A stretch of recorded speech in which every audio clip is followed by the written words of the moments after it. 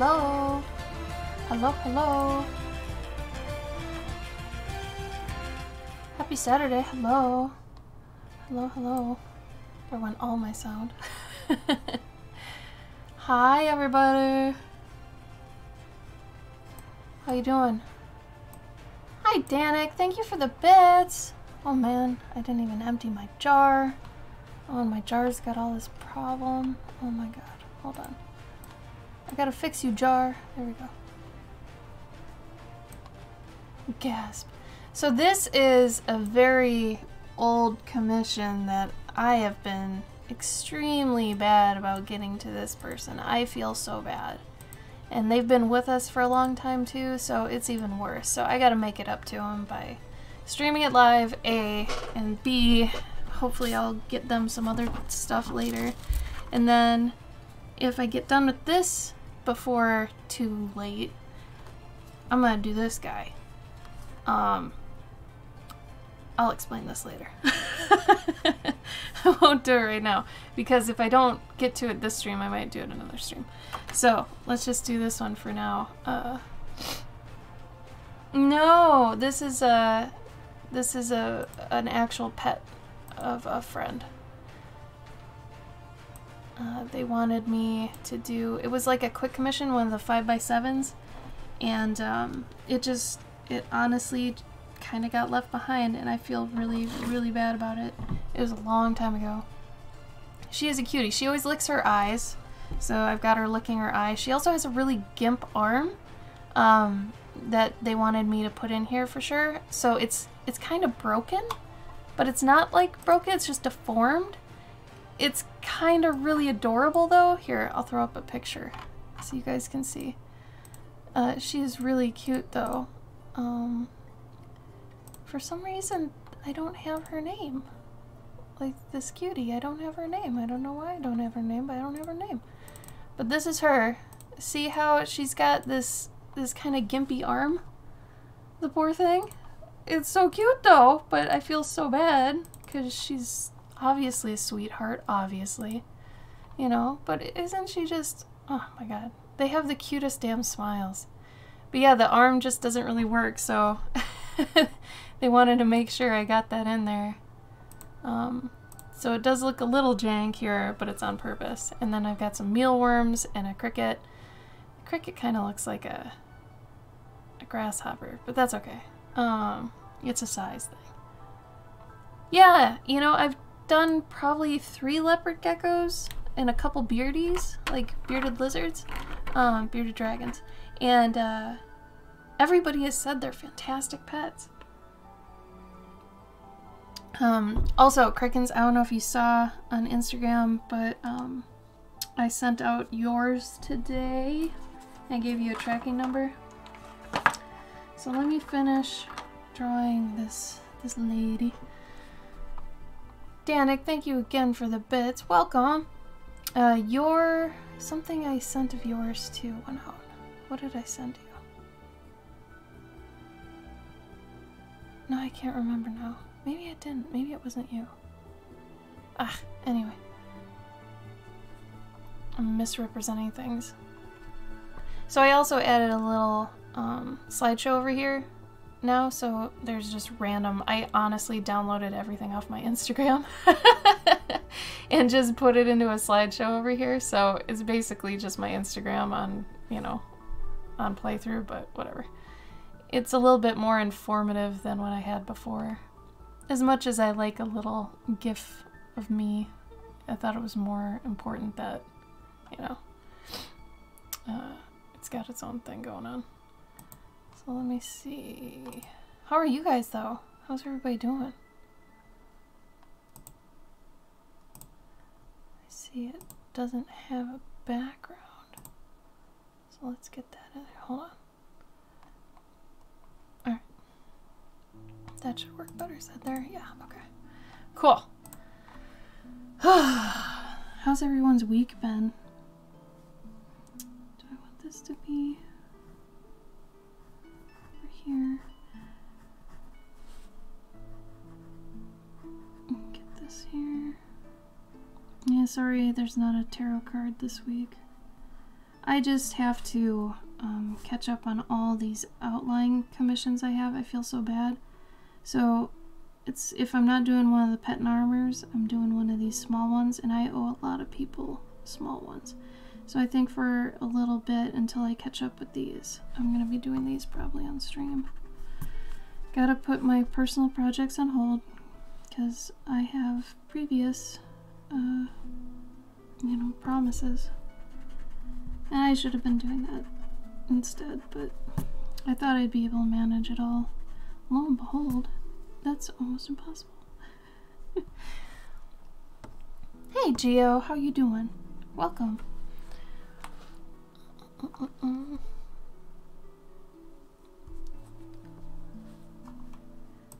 Leopard geckos are pretty cool because they have all this texture. You know what? I'll leave this image up of this cutie. Just in case. Just so you have a little reference. Unless, did I get rid of her? Oh, come on.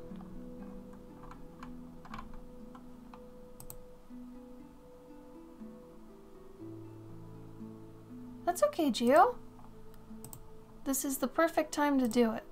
I highly recommend anyone that comes to the stream to just go ahead and work on their own stuff. Because, I mean, it's kind of like we're all doing art together, you know? And at least that way, you know, it feels kind of like an art community, you know? So why not? There we go. I'll keep her up there.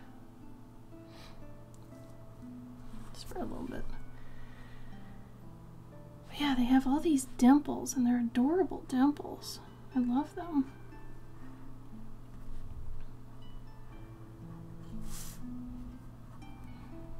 But then the tails are ribbed, which is really cool too.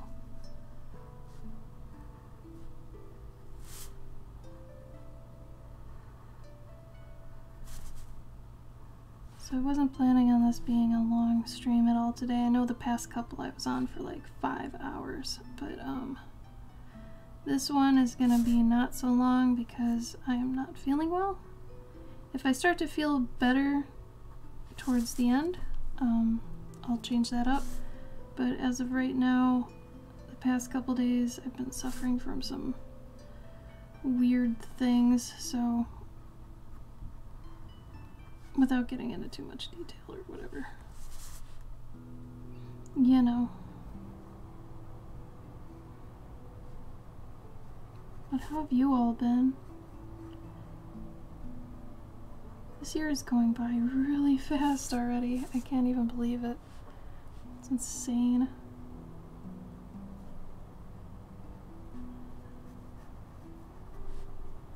So this one I'm going to be doing with marker. And then if I get, you know, done with it pretty quick, I'm gonna do the other one that's a watercolor. But like I said, I'll explain that one once I get there, if I get there today. If I don't get there today, I'll do it a different day. You guys can see it. Oh, thank you. Paladin, how are you? I miss you. Things are going good, man. You know, all things considered, I can't really complain. Gabe just finished a really long, like 3-year-long comic he was working on with someone. So he's in good spirits. And I'm gonna put on a thing here, I think. Well, maybe. And so he's been looking for work because, you know, when one thing ends, you gotta get another thing. And he applied to a job yesterday that would be really awesome if he got, so send us good vibes, y'all. You know how our regulars know what we're going through lately, so I'm not gonna go into it again because I don't want to keep laying on the sob story stuff, but it would be really nice. Speaking of Gabe, Gabe will be streaming tomorrow at the same time on his channel. So if you want to see Gabe, because he hasn't streamed in a long time, oh, for goodness sake, his Twitch isn't even in there. Oh god. Oh god. What am I thinking? There we go. So, that's a little bit more helpful. Oh no, Gio. I'm so sorry. That sucks, dude. I hope you feel better.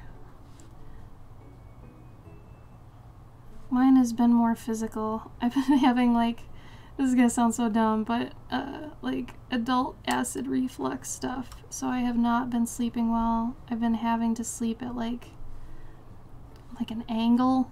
And I can't even sleep in cars, planes, trains, nothing. So for me to actually sleep upright is impossible. Like, it has been so difficult for me.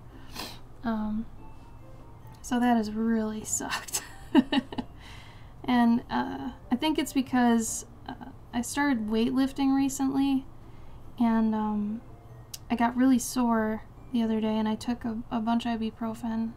And I don't always take, you know, ibuprofen and naproxen, but I did to combat the pain, and I think I maybe did that too many times. I did it like 2 times in a week, but it seemed to erode my stomach lining a bit, so I've got this thing called sour stomach.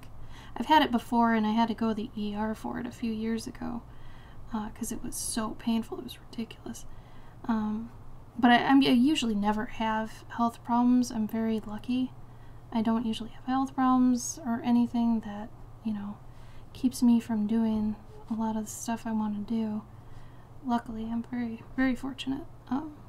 But yeah, this has been horrible. So I haven't been able to do a heck of a lot because it burns and it's painful and ugh. So anyway, if I start getting it during the stream, I might have to just go and take stuff and just cry. I don't know. There's not much you can do because you can only take so many antacids and all that junk. I've been readjusting my diet and everything. It's a whole thing. Anyway. No, I always do eat with my ibuprofen. I made sure. I grew up with 2 nurses in my family, so I'm well aware of all that stuff. It's just when you take like the max amount and you take it too many times in the week, if you got my stomach, I think it's just me, but it's bad for your stomach lining. Ibuprofen in general is bad for your stomach lining. That's why you're supposed to use naproxen more than ibuprofen if you can, because it doesn't do the same ill side effects, you know?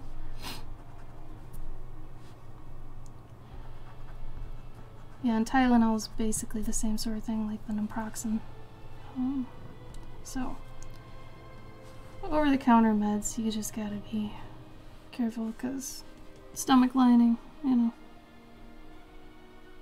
But thank you for trying to help. It's just, I kind of know what I can and can't do at this point. It just sucks because now I just have to wait for it to heal, I guess. Which means very bland meals. None of my favorite onion powder, garlic powder stuff, nothing like that. So like today, for my first meal, I had just regular tofu and oregano on it, and then some butternut squash soup. So a very bland meal. Hi, Cat. How you doing? Yeah, reflux is terrible. Oh, really, Paladin? Oh, did she like it? What did she do? Oh, I love hearing that kids are reading my books. Oh my god. That made my day.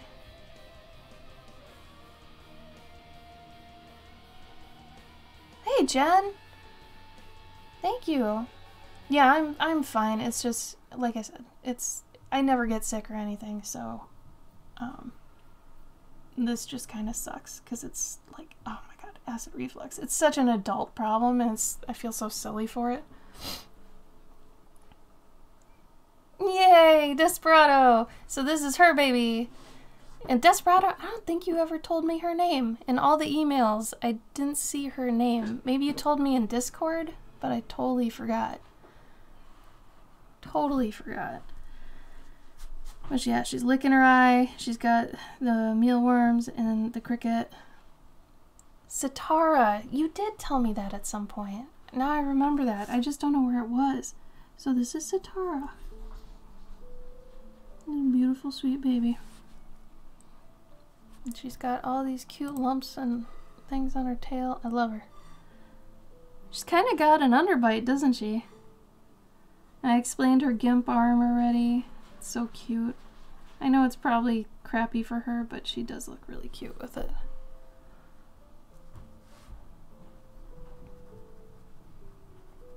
You all want to tell me your favorite thing that happened this past week? I want to hear some happy things. I love hearing things that happen to people that are good things. Especially, you know, with how the years have been lately.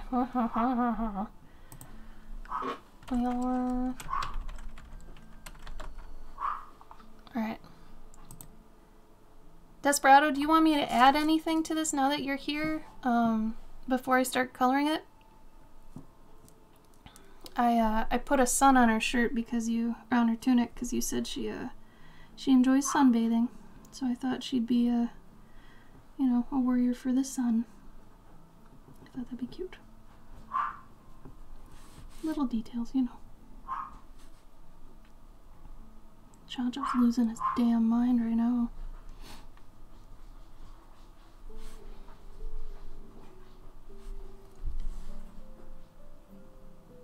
That's good, Gio. Good for you. Just make sure whoever got it from you, you have them pay you for shipping. Because, like, out of the US to a lot of places, it's 13, 15 bucks. You know, if you're going to ship it with, like, cardboard and waterproof stuff, you got to make sure they pay you for that or else you're out a little bit. Oh, it's not shipping? Okay. New tattoo! Wireframe of Zeus's face. I renewed my sponsorship of the groundhog at the zoo. Oh, Jen, you're so sweet. I know you do love the groundhogs. What a sweetie. Yeah, I'm excited to do Zeus's portrait too, but it's still going to be a little bit... I get an email every other day asking about, where's my portrait? Where's my portrait? It's like, I'm trying. I'm trying. If Gabe gets this job, it'd be nice because I might pause my Patreon for a bit and just catch up on stuff and then go back to it when I can, because right now juggling everything, just trying to keep my head above water has been rough. Anyway, yeah, I saw that, Serenity. You did awesome. You might have a hidden talent with that. That was really cute. Oh, Paladin, that's so sweet.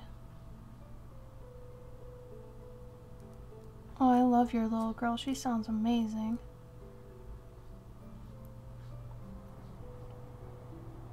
Ah, whatever, Serenity. It's cute. Desperado!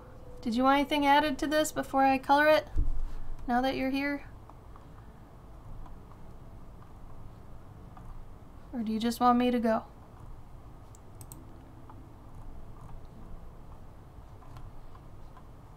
Oh man, mealworms are all over the place with their colors.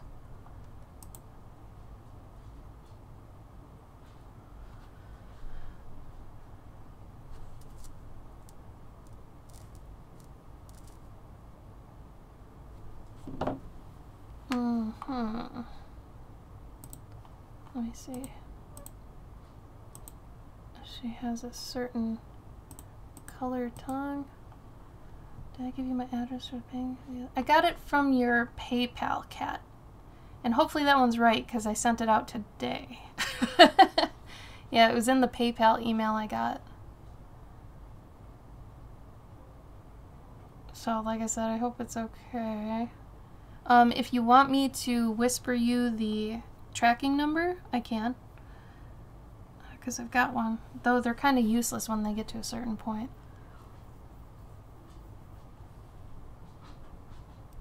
Oh, thank you. Thank you, Jen. That helps a lot. $30 from US to Brazil? Jeez. Yeesh. I remember I had to ship a portrait to South Africa once. That was quite expensive. Oh, good, cat. Okay, that should be fine then. That should get to you. I mean, you know. Man. Oh, Desperado left. Damn it.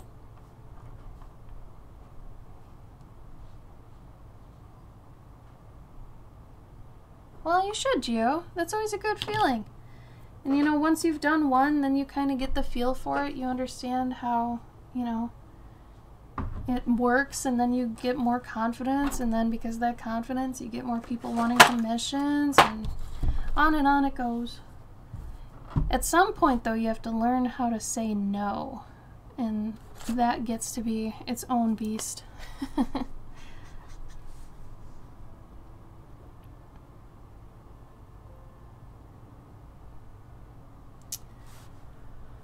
see, well, she's not here, so I'm just gonna go for it. She seemed to like it, so. You will. Just keep doing it. Like, I do commissions as my main moneymaker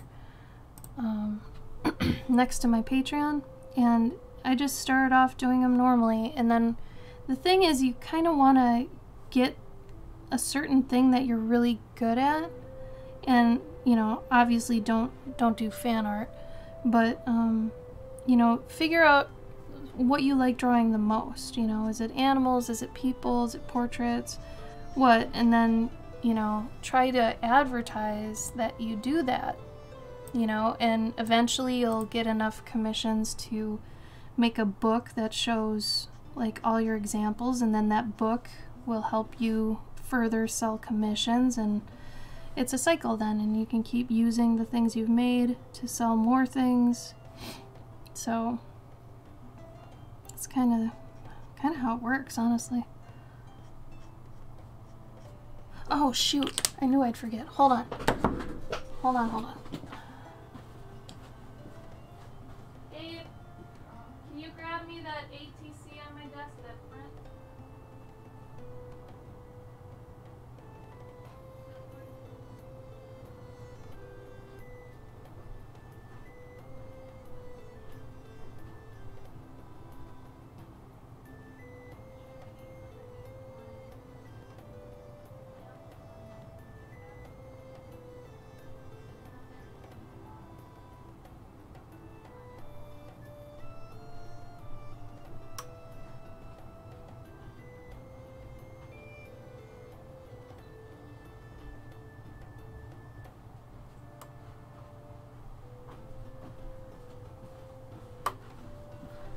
Okay, sorry about that.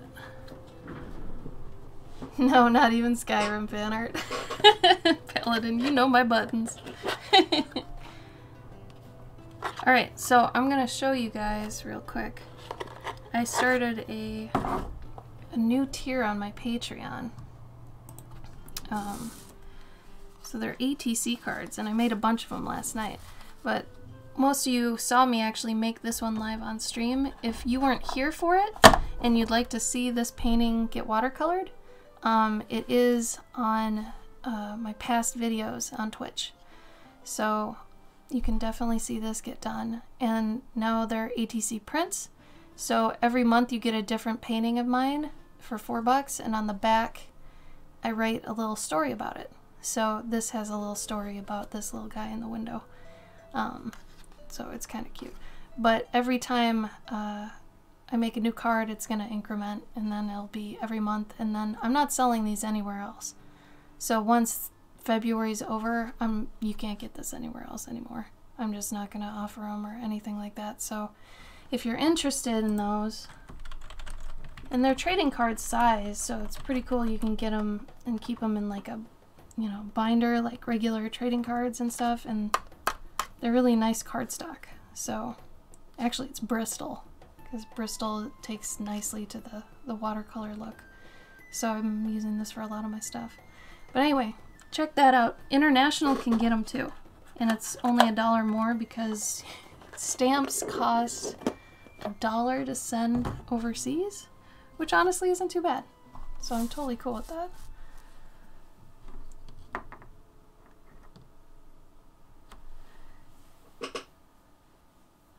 Yeah, just don't sell the fan art. You can draw it to like bring people to your page, but don't sell it because it's, you know, it's not yours to sell. Anyway, let's see. Yeah, honestly, Geo, go look at this website. It'll help you if you have no idea about how the fan art copyright thing works. That's gonna help you out a lot. This leopard gecko doesn't have a pink mouth. Oh, Desperado, you're back. Desperado, you here? You're welcome, Geo. Desperado, I got questions. Yeah, okay, do you want me to add anything else? And what color is the inside of her mouth? Is it pink or is it like tan? Because some leopard geckos, they seem to have pink inner mouths and other ones seem to have like a beige. What does she have?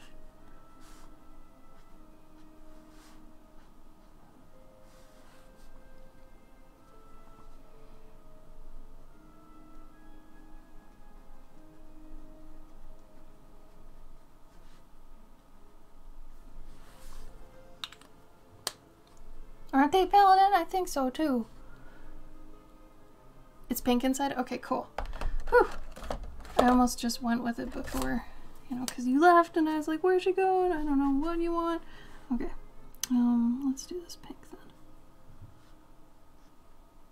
You guys, I started a TikTok last week. I know I said I wouldn't do it, but the minute I thought that I wouldn't have to use it for being serious and doing work-related crap, which I do put on some stuff up there, but it's really gonna be like stupid things that I feel like doing at the time, and then videos of my dog.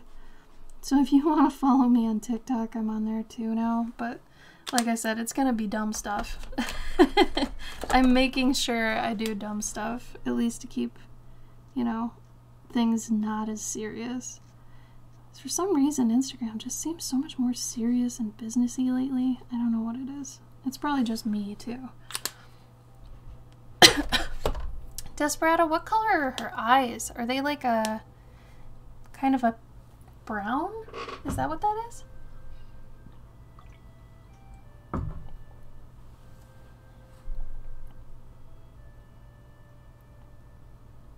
It's okay, Kat. Yours was only like 13 bucks to send. And, you know, that's pretty good considering the international stuff. Some of them get kind of crazy. Like, I think it was like 30 or 40 bucks shipping to, ship to South Africa, I think. That was nutty.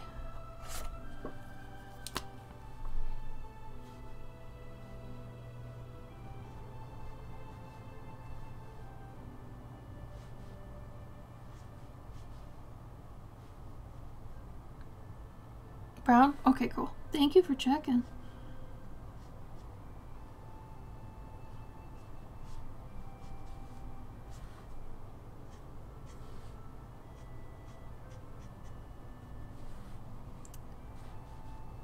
What have you all been up to? Try anything new this past week? Do anything fun?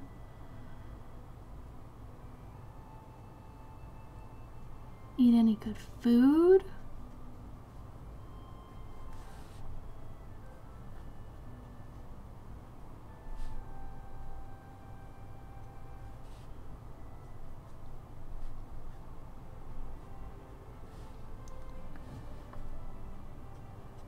And for those that weren't here when I announced it, Gabe is going to be streaming tomorrow. And Gabe hasn't streamed in months. So since he finally finished his comic he's been working on for like 3 years, he's got time now, so he might do some game streaming, some art streaming. Tomorrow it's going to be art streaming. And he said he was going to go on at 5, so my typical time on Saturday, Gabe's going to do it tomorrow. So it was about a half an hour ago for anybody who's overseas that doesn't know what time we go live. Half an hour ago. Tomorrow. So there's that.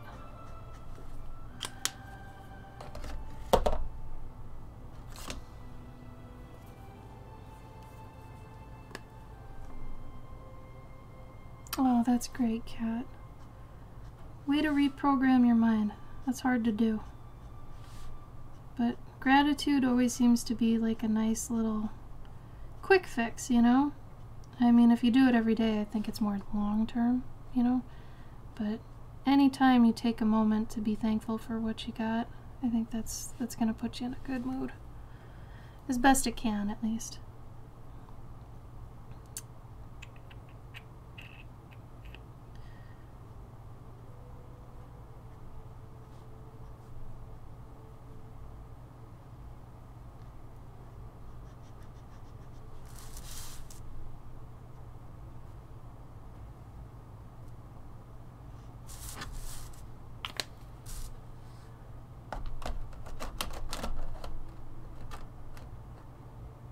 Gabe, not Gareth.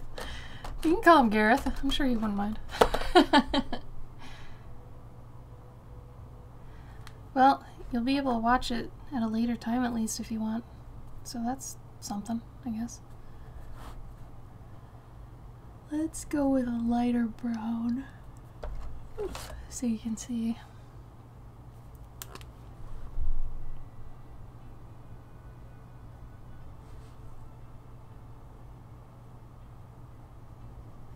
And then give her big glossy eyes in a minute.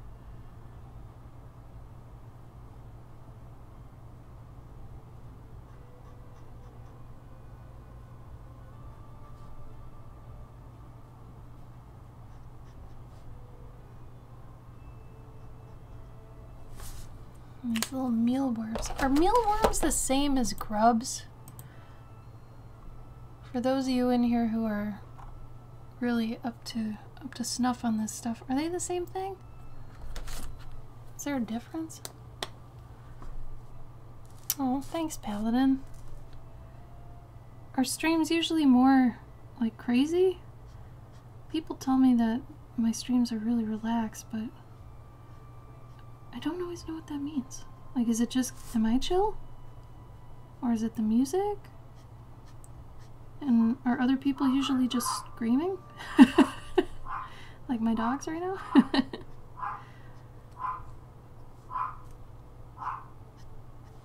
Either way, I'm thankful they're chill.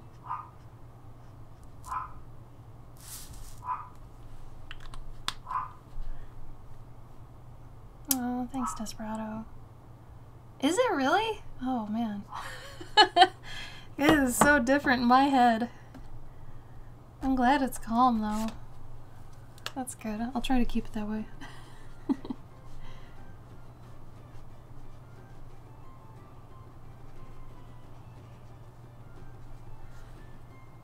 I'm glad it feels magical, too. That's helpful. I'm hoping next week I can have my cam back up. It's really a weird... I don't know how to explain it, but like, not having your cam up almost feels like you're talking on the phone to somebody.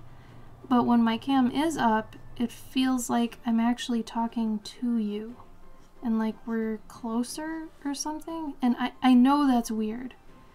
Especially from my end of things, because I mean, it shouldn't feel that way. But I guess it's the same. You know what? It probably is because it feels like we're on a call, like a video call. And you know how you can see yourself in a video call? It's probably the same thing. So like I feel like I'm actually with someone right now because I can see myself. Whereas not doing that feels like it's just an audio call. Yeah, I'm gonna put my money on that. That sounds right.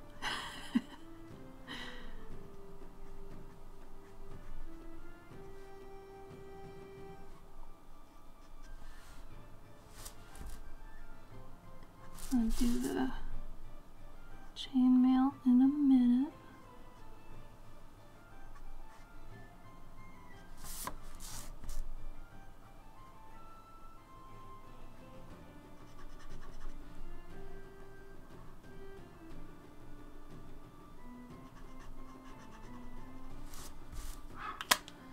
Oh, my dog is going crazy. No one likes their own voice. Isn't that weird? I don't know. No problem, Gio. Have fun, alright?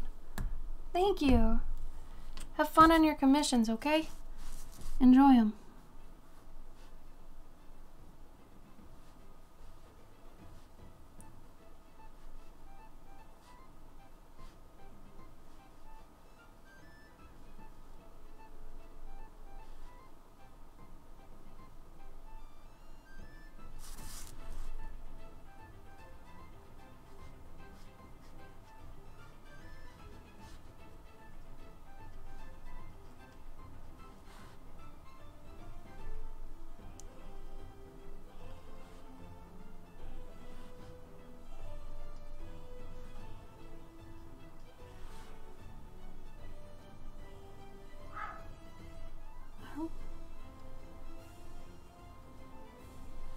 It's been snowing like crazy here the past week. In the high in the next week, there's going to be one day where the high is -2. So that'll be fun. I've been wondering when we were going to get some of that weather. And here it is. Hi, Cavendish. This is Sitara, who is a leopard gecko that belongs to Desperado in the chat. This is one of those quick draws that I owed her from a long time ago. And she has been very, very gracious with how much time she's given me. So I'm very grateful. It has helped so much. But now is the time. You know, Desperado, if you think about it, at least in the time that it's been since, you know, you got this, I have improved. So I guess that's one happy side effect of getting a commission way later. Took me a while to get that too, that, you know, like if you get a commission way later from somebody, it might be a good thing because they might have leveled up, so it might look better than if it had before, you know. In the past year, I think I've definitely solidified a lot of my stuff, so not trying to give it an excuse for it, but I mean, if we gotta look on the bright side, that's not so bad a one, huh? Thanks, Cavendish. She likes to lick her eyeball, and she has a gimpy arm. You can see it kind of in that picture up here. Her little forearm. Sorry, I point with my middle finger. I just realized I do that. My dad used to do that. Does anybody else do that? Or know somebody that points with their middle finger? I'm not trying to flick anybody off. I just point with my middle finger. I think it's because it's the longer one. I don't know. Oh, I also threw up a poll on my Insta story today, and I'm really curious, who here enjoys crackers with their soup, like 2 crackers? Or do you like going kind of mental with your crackers and having it mostly crackers and then some soup? It's like soup with a, you know, a sprinkle of a cracker, or do you prefer crackers with a cameo by soup? I am definitely the cameo by soup. I enjoy putting crackers into my soup until the soup is like soggy with crackers, and then it's almost like chili, like that sort of consistency. I've always done that as long as I can remember. I've always been that guy.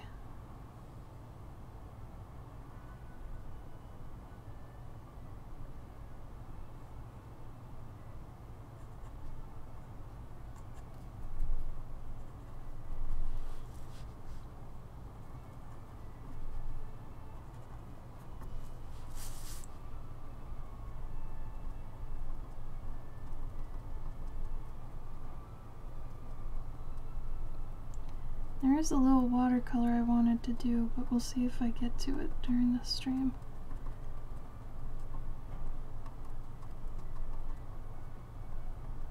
As I discovered a new type of fish I didn't know about, and I think they're damn cute, and I wanted to paint one.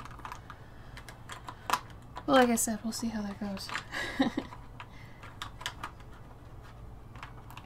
Oh, thanks, Desperado. I'm glad. Afraid of starting animation of your stream. She's giggling. She loves hamsters. Oh, good. Yeah. That's my ham steed. And I'll accept damage, then I'll do a commission, and at the time it's the best you can do, but female slayer, the person you did for is like, look, and you're like, oh, I can do so much better now. Want to do over? Dude, oh my god. Cavendish, it's so funny you say that. There is one commission that haunts me. It's the worst commission I've ever done out of all the commissions I've done. Pet and Armors, all of them.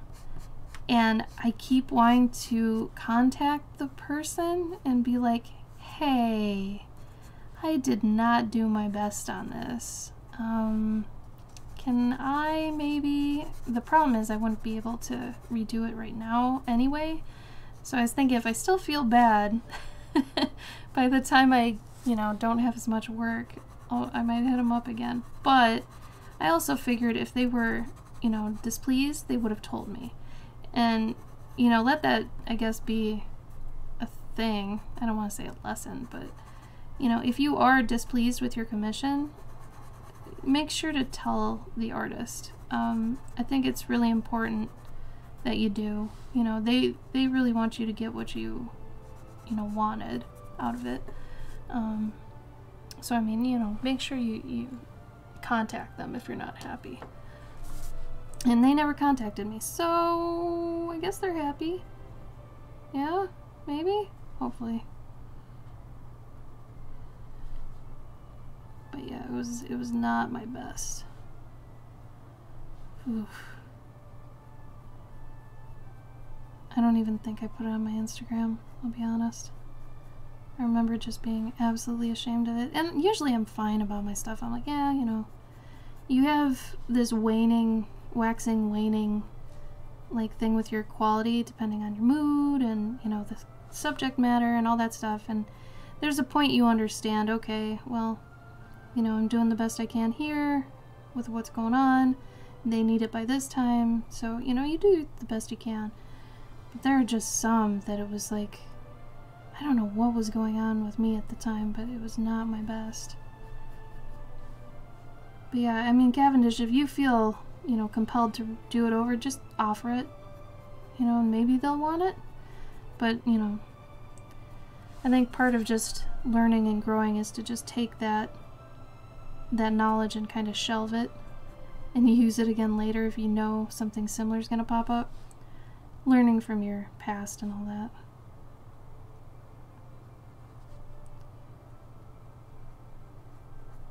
It's just one of those things.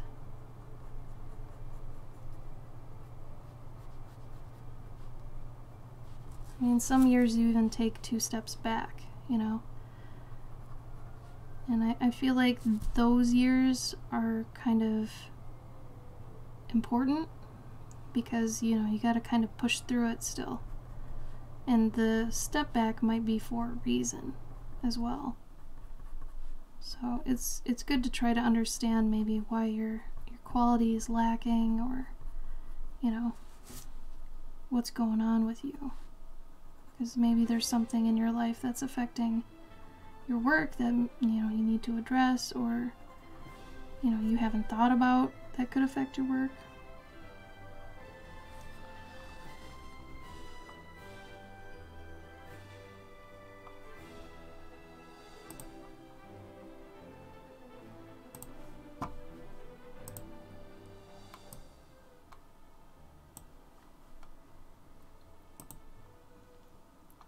Hi, Sophia.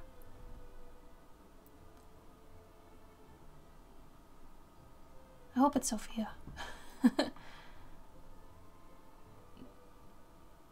Kat, are you asking if I make art that I make for myself? Is that the question?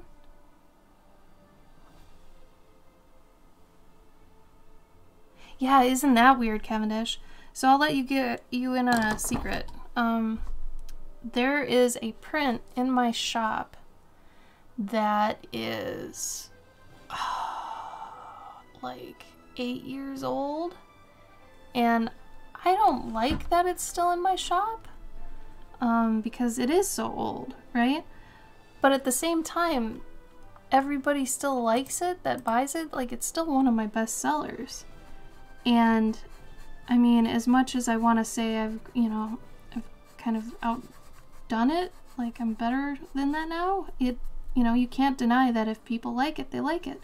And another way to look at it is that maybe it's not a better, worse scenario, but maybe you're a different style now than you were then. So maybe there are people that just like that style, not necessarily your worse work, but when you were, more of a different style back then. And I think that makes more sense when you think about it. So, I mean, that's kind of the conclusion I came to about it. Because the piece I'm thinking of, it isn't the style I've got going on right now. Like, it is a good deal different, but it's still, it sells, and if people like it, I'm not going to take it down just because I feel like it's too old. At that point, I feel like that's selfish of me. If people get joy from something, and who cares if it's old, I'm getting joy from it, so.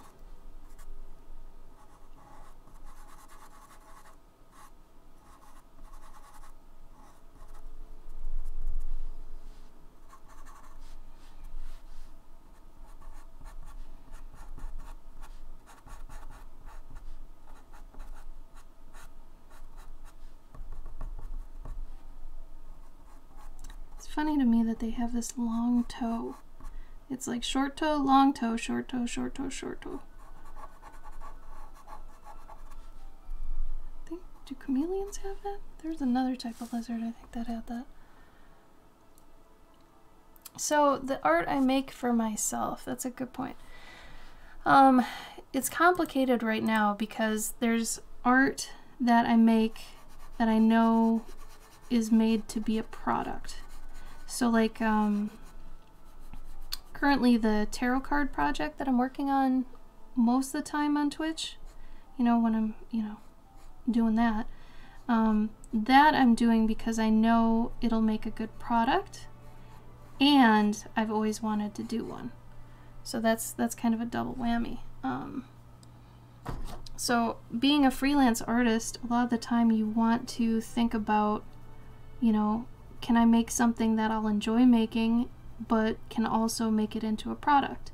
And those ideally are the types of, projects you want to be doing, at least have one in the fire all the time. Because, that's going to make you money.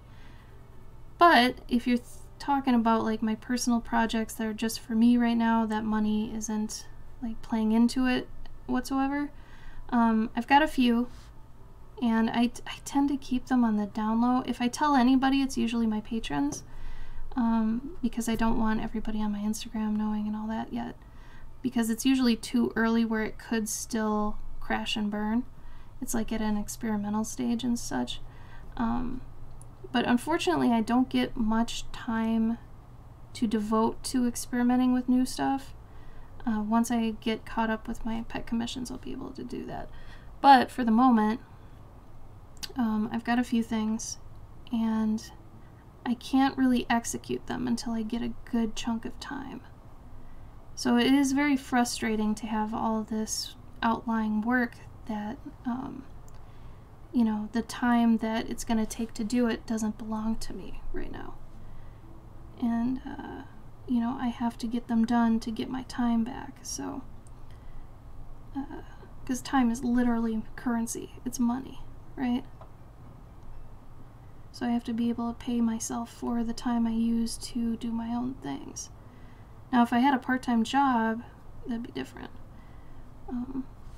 But I really have to finish the commissions first, because I get like an email every other day asking, well, where am I in the queue? Am I coming up? And blah, blah, blah. And I wouldn't be this far behind if it wasn't for COVID, which really has just been, big pain in my ass, honestly. I've been trying so hard to stay afloat, but we've been having money problems and all this stuff, and you know, you gotta find ways to make more money. That's more time that's taken from the, you know, commissions that you owe people. So then you have to tell them, hey, I'm sorry, it's going a little bit slower, mainly because I have to figure out how to make money to not lose my house. Stuff like that. So it's a lot of stress, and you know, you get so many of these emails and you gotta find a way how to treat each one cordially, because you know, they weren't the last person, and even if you're getting frustrated with how many you're getting, you have to understand that, you know, this person doesn't mean anything by it. They're just curious. They want to know where their stuff is. So a lot of commission work is honestly balancing your feelings on things, and being able to take a lot of guilt. If you're somebody who takes guilt very personally, and every project is very, very personal, and you know, you need things done on time and everything, you're gonna have to learn to kind of get used to guilt. But you know, and make sure you're always doing everything you can all the time, because as long as you're doing your best, that's all you can do. And you know, you can tell people that. But if you're not doing your best and you're being a slacker, then yeah, you're to blame. But if you're not, that's different. Thank you guys for all the follows. Elfikins, Pedro, thank you.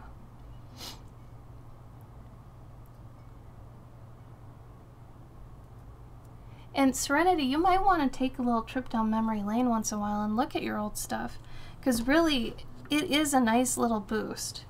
You know, maybe even go back through your Instagram really quickly, you know, and you'll see how far you've come. And it's a nice little kind of instant gratification without, you know, too much work, you know, because then you're just looking at it and it's like, yeah, I have come far. You know, everybody deserves a pat on the back for the work they've done. So, do I want to use that color? Desperado, are you still here? You are. What color are your crickets? Are they green, black, brown? Pedro. Thank you. Oh, cute crickens. So you've got crickens, twillowkins, elfikins, and you're friends with cloverkin. Cute.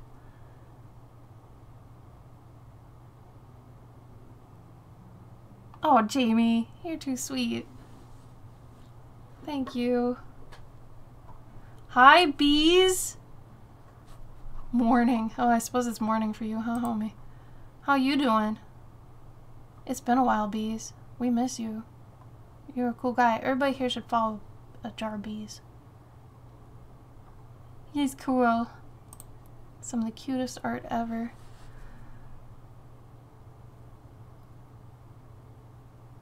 Oh, pff, obnoxious, whatever. I call it cute.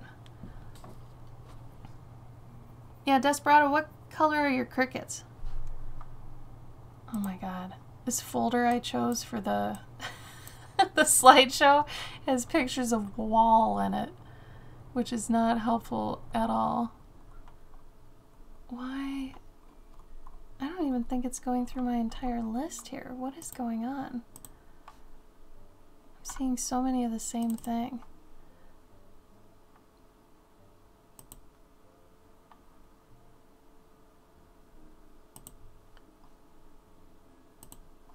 They're brown? Okay. No, I just wanted to make sure. It'll kind of match the mealworms then.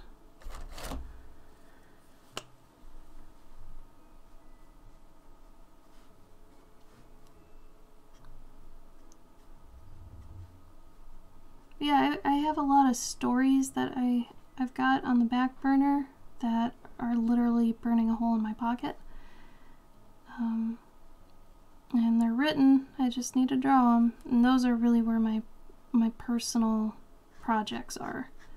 So at some point, once I've caught up with all my commissions and I'm at a point where I can kind of dive into myself, I'm gonna like full stop on basically everything. I'm gonna probably rejigger my Patreon 100% to be more about, oh, there's a webcomic I wanted to do. I've got at least 3 like books that I want to work on. So I would hope to be able to rejigger everything to accommodate that. So that'll be a really good day when I get there.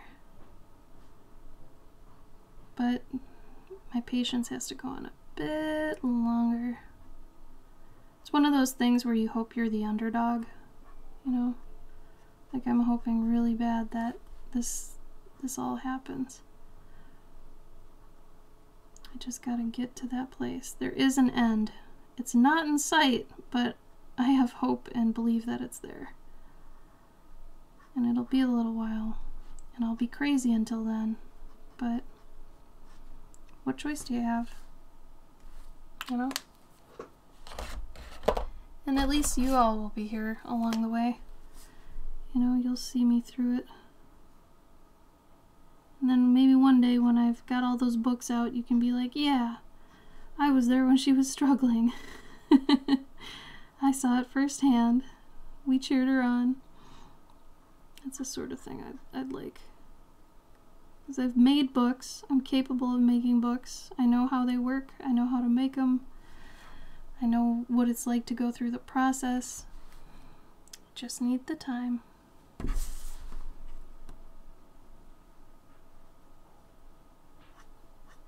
What kind of long-term goals do you all have?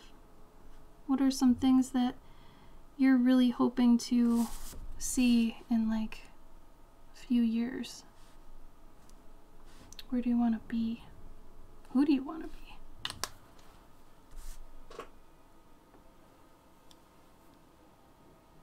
You had me muted?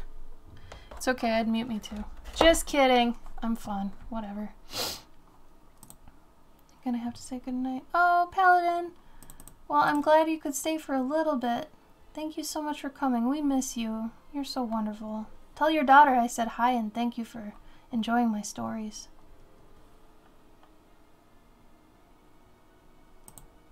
Oh, it is! Oh! Oh, Jamie, that's so sweet. I hope you like it. That foreshortening was a biatch. It's okay, bees. It happens. I get it. Desperado! What other color other than yellow would you like for the tunic? You want like a blue? Blue, orange. I could do a green if you want. What would you like? Get novel published. Yeah, Cavendish. Yeah.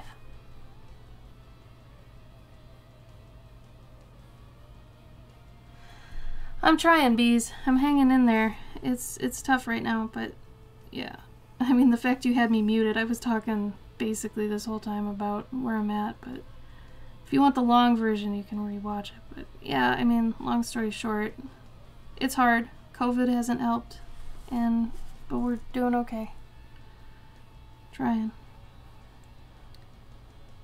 We're at this really weird stage where we might have to move if Gabe can't get this one job going, but we're gonna try to make this place work as long as we can. So we're gonna stick it out as long as possible.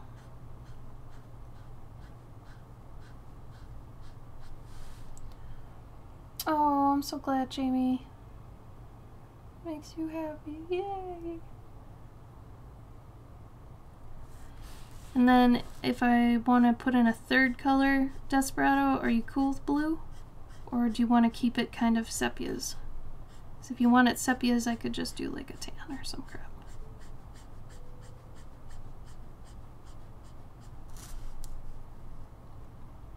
You can do it, Cavendish. I believe in you. Just maybe set a schedule if you haven't yet. Schedules can do a hell of a lot. You gotta learn to harness guilt to be your friend. That's what I've learned. And that's hard in itself. I mean, I say it like it's easy. It is not. It is not easy. Blue's nice too. Alright, I'll try to use orange with like a blue accent. Maybe, let's do the orange here.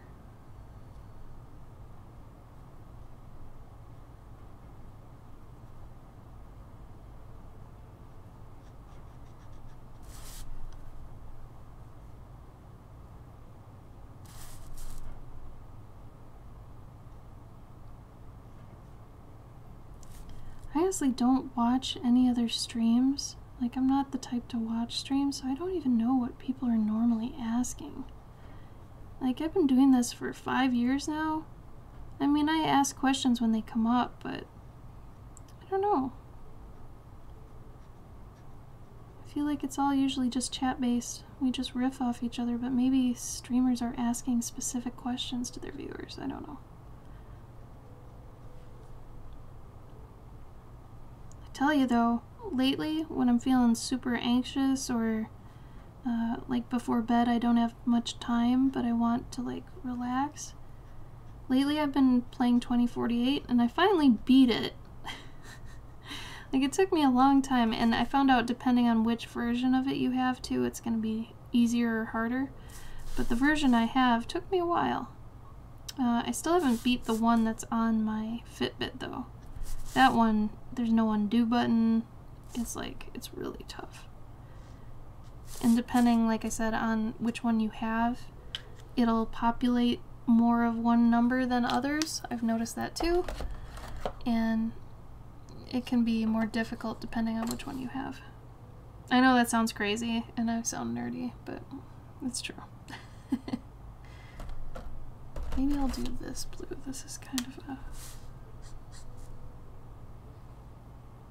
a greeny blue. I think that'd look nice. Ah, Cavendish. Good for you.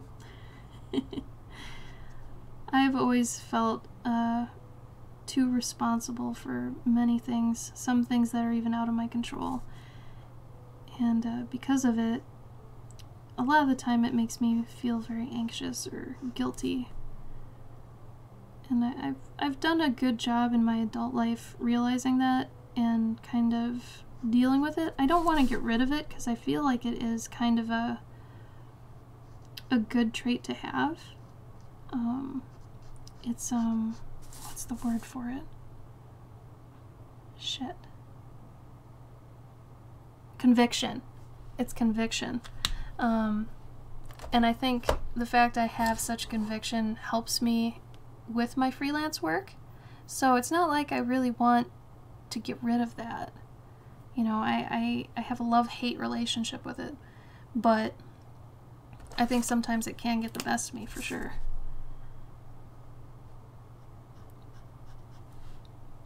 Like, for me to take commissions that I knew would be a year out really bothered me at first. And now I'm okay with it. But when I started, it was a whole thing.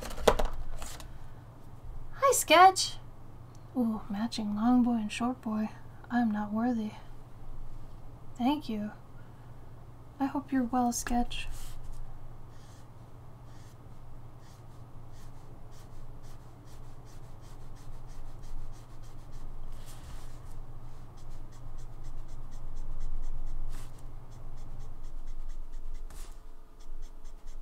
So right now, I'm doing what I technically call flats. It's similar to in comics where somebody will flat a page, and that means that they'll go through it and put down all the base colors, and then I'm going to render after that, which it's honestly not how markers are usually used. A lot of people use markers and they'll get a bunch of colors and they'll blend them together and it'll look really snazzy. I just don't want to have that many markers. I feel like to be able to properly render something just using markers, you need a million colors. And I really don't want that. So I usually handle it by just tinting it with pastels and doing a lot with colored pencils, like right now. Like I'm gonna go in, I'm gonna render it out, I'm gonna shade it a bit more, and then I'll go in and give it what I call a pastel pop later. And if you're interested about my process on my Patreon, I go a lot more in depth with that, but kind of see it happening live, so.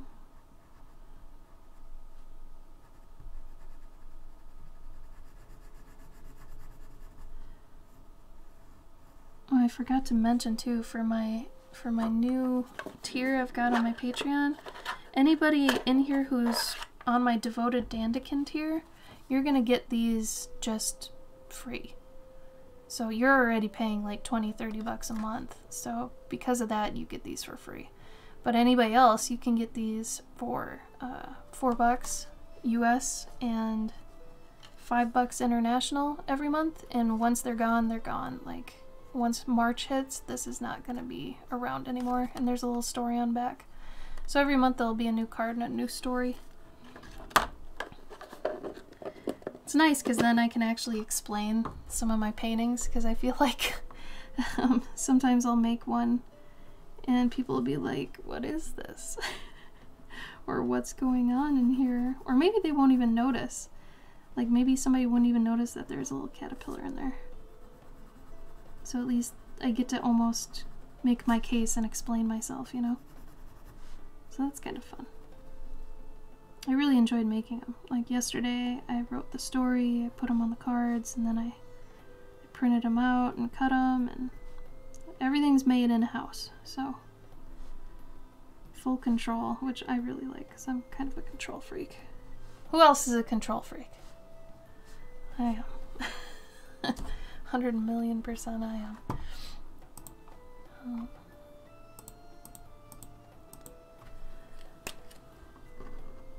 Give her the big glossy eye. She's gonna pop to life in a second here.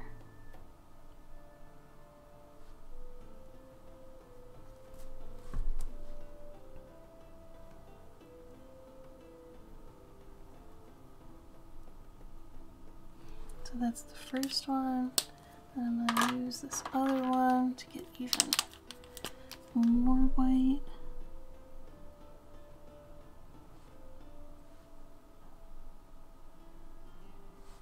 There we go.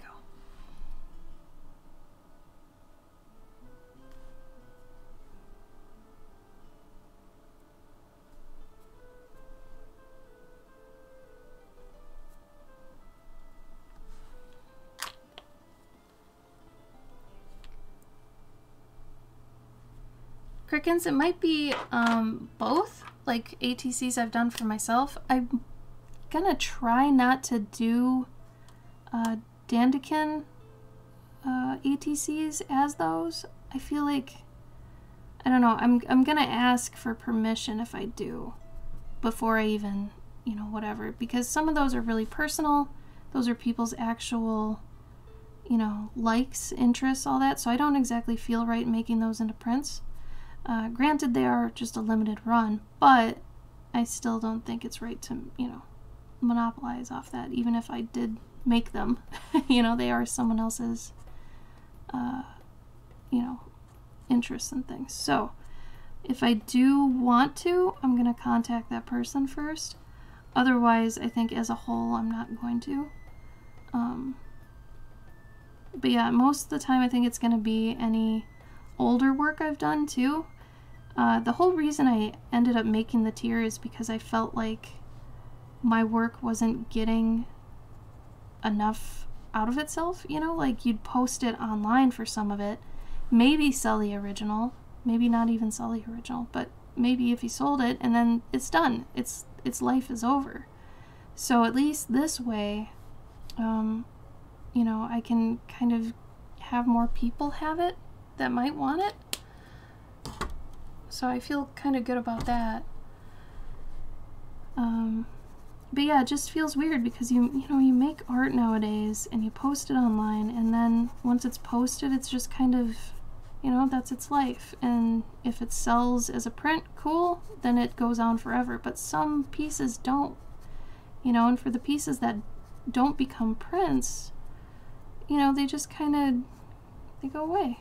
And I don't know, it just makes me really sad. So I wanted to potentially give them an afterlife, I guess.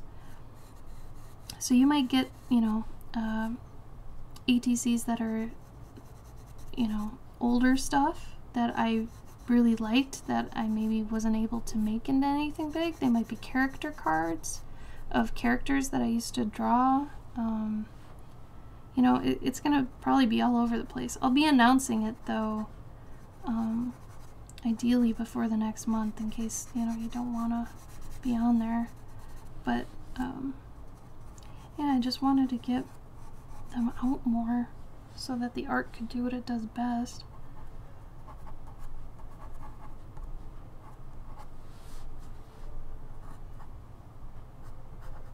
But yeah, like I said, Dan can get it for free, so you're good to go.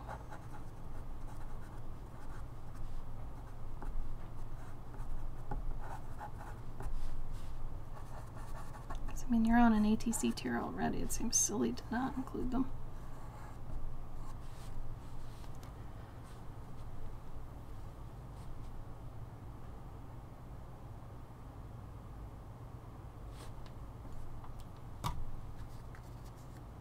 Which tier did you join, Kat?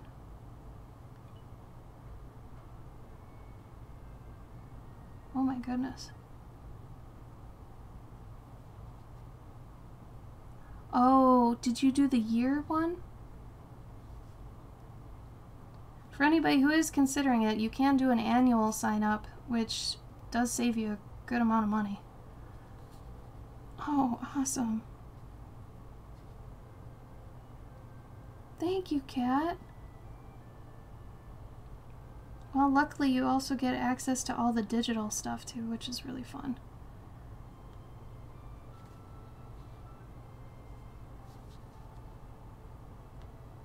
Well, thank you for joining. Oh my goodness.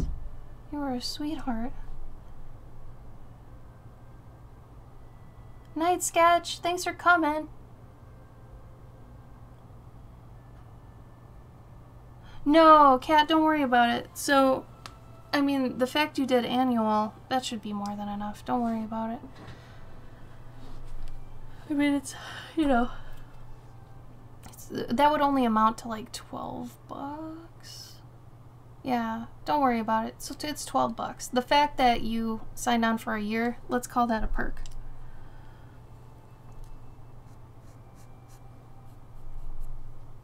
So any international or any, you know, anyone that signs up for annual gets free shipping technically. It's a McDonald's feast. It's true. It's true, it's true. Oh my god, it is so cold here. I'm in the basement too, so it's super cold. So if anybody wants to see my partner doing some art, he's going to be streaming tomorrow. He hasn't streamed in a hot second, so he'll be streaming tomorrow under Galvasaur. I'll write it in the chat.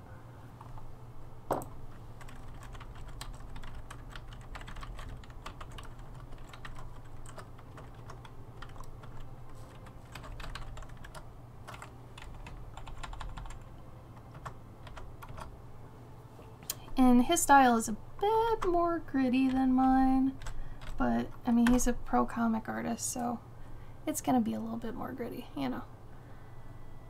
That's just how they are. But he's a fun personality. And I think he's gonna start doing some game streams once in a while too. He just finished a big project, so now he's got some time. He misses streaming.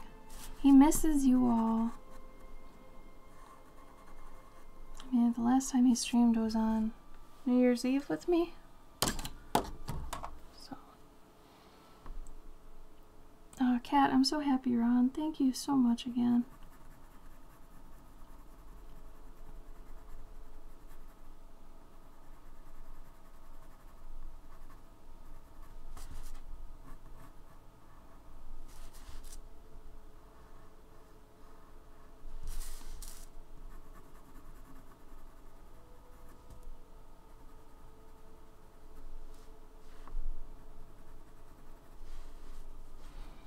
I'm gonna make these grubbers really glossy. I guess they're mealworms, my bad. Oh, cat, that's so sweet.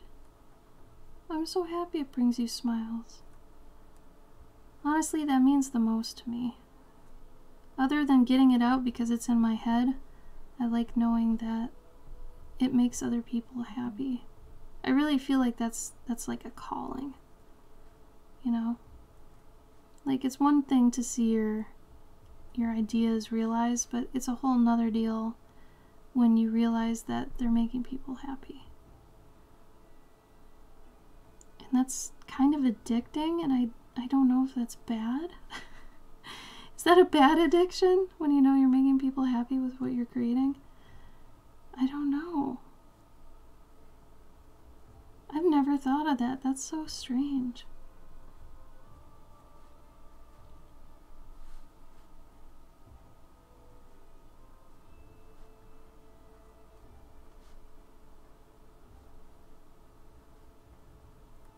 And Kat, if I haven't said it before, if you want to like share your art in here, if anybody does, feel free. I like that we can be a, you know, a supportive art community for each other. That's why I always hoped our Discord would be. Our Discord's pretty chill.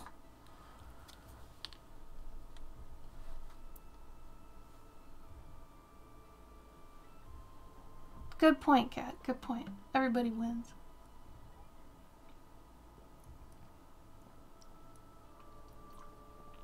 Cavendish. Thank you. Thank you. Yeah, I don't know when it's possible to, like, when it went from, oh, those are things, to now they're cute. I think it's gotta just be the big glossy eyes. It's gotta be. You know, that cute little, these kawaii mealworms. I don't know. And then I'm gonna end up, like I said, with the pastel. I'm gonna go and make like their heads and their butts a little bit more red, so that they, you know, they pop a bit more. Oh, fat little suckers. But thank you, Cavendish. I'm glad you think they're cute. I get worried sometimes when I do kind of some creepy crawlies, because it does seem like there is a fine line between making them cringy and making them cute. Like, my Curious Collector that I did this month? No, last month. The owl bear, there's a part that mentioned maggots, and I wanted to put a trigger warning on that because I don't know who out there, you know, really hates maggots, and I felt bad, but I was like, I don't know where that begins and ends then, you know, when do I stop doing that? Where do I start doing that? So I don't know. And then I was thinking that the rest of the story that, you know, they're reading, it's kind of violent anyway. So I don't know. I don't know if it was violent, but there's murderous intent within the story because of the creature. But they're so cute, you know? I don't know. It's so hard to know where to draw that line, honestly. I have a hard time with it. I'll be completely honest. I have a hard time knowing, you know, when to be like, hey, I don't know if I should let you know this, but there's, you know, mention of maggots in here. And then it's like some people have a problem with them, some people don't. It's like some people don't like moths, you know, and I have a huge thing for moths, and, you know, but I guess people, there are people that don't like birds too. I worked with a girl that just was scared to death of birds, and it's like, you know, then you'd have to have a trigger warning for birds. Like, I went down this crazy rabbit hole in my thoughts, and I was like, where do I stop it? Do you just always have a warning for that? I don't know, it's so strange. Howdy, howdy, howdy. Hi, Dennis.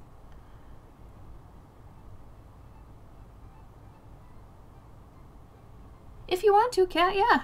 We have people at all levels doing art. It's just, honestly, it's a place where you can just post things and, like, you know, get some support for it.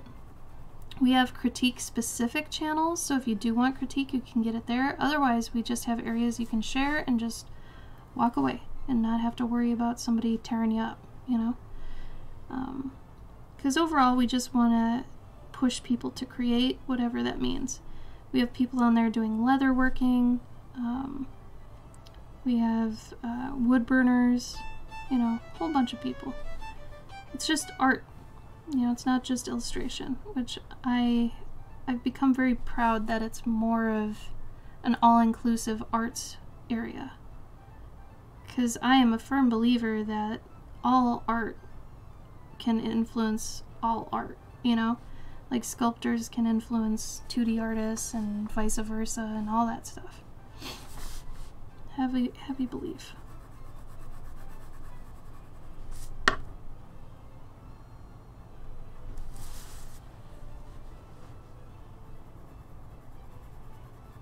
Crickens, did you get your January TC yet? Did that come yet?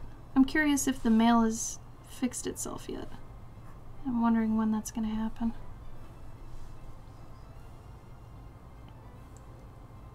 Thanks, Dennis. Hi, Foxy. Dennis, what was your favorite part? Oh, good, Crickens. Okay. Glad to hear it's picking up. So you've got a big package coming. That's your Gabe Golda, and then you've got a letter. So it'd be really funny if the package got there before the letter, because I sent the letter before the package. It has been known to happen, so that's funny. This is almost at a done stage for now. And then I've got to do some pastel pops off stream.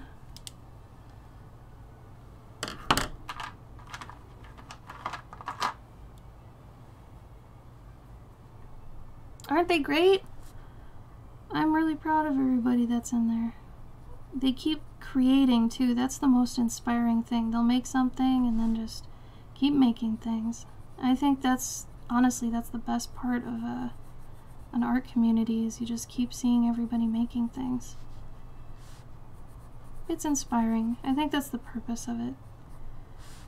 I mean, that and to, you know, make connections, but I feel like even that is like, you know, if you want to be somebody that kind of puts yourself out there, if you don't and you just kind of want to lurk in there, I feel like it's worthwhile in there to do that as well, you know? So there's something for everybody. I guess that's what I'm ultimately trying to say.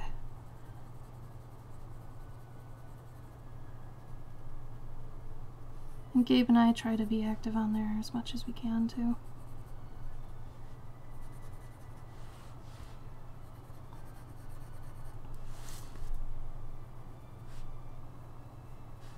But yeah, you can join and not even honestly post if you don't want to. You can just use it as kind of seeing what everybody's doing and maybe getting inspired yourself.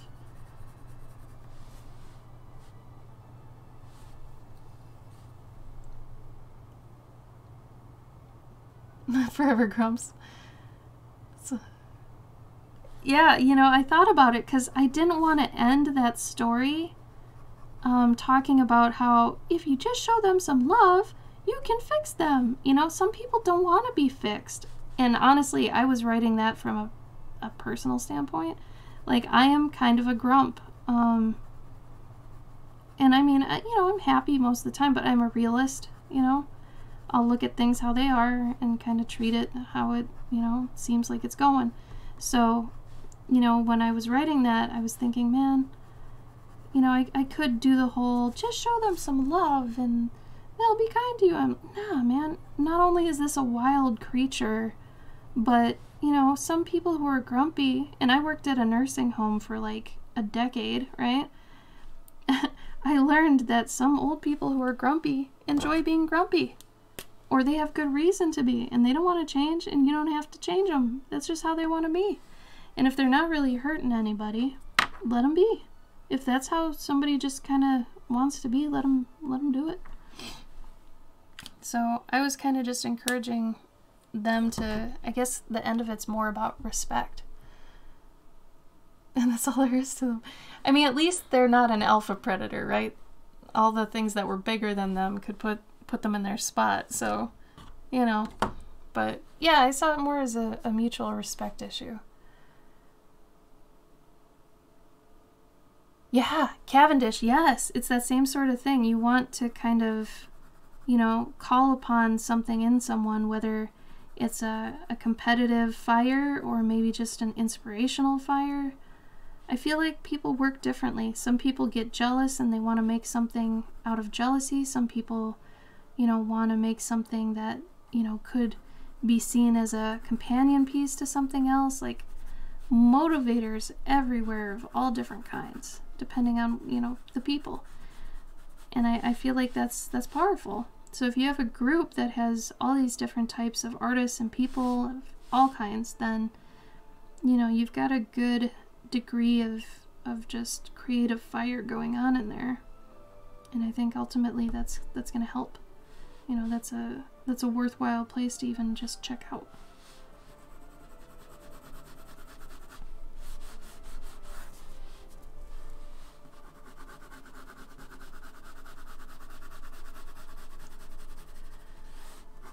Do a loose vignette around the bottom here.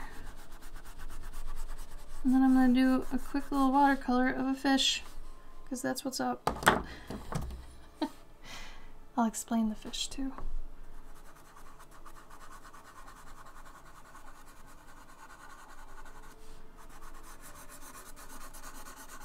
So what I'm doing right now is I'm setting this back into the background a bit. So when you kind of desaturate something, and it pushes it back into space. So by doing that, these will seem further back, and the foreground will speak a little bit louder. And it also helps I'm using mid-tone paper. Mid-tone paper is nice, and you know, whether you're using the tone tan or the gray or what have you, just an actual color, because then half of your job is already done for you. You don't have to, you know, fill in any midtones, which can save you some time, and if you're going for a certain look anyway, it does it for you. So it helps keep the piece cohesive as well, because there's an underlying color to the whole thing. So, you know, depending on whatever your style is. Some people like white, some people actually enjoy black paper. So whatever you're looking for. I say to try them all though, and see what you like best.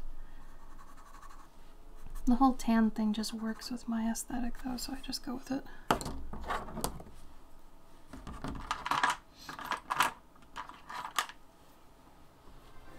And we're blending and blending.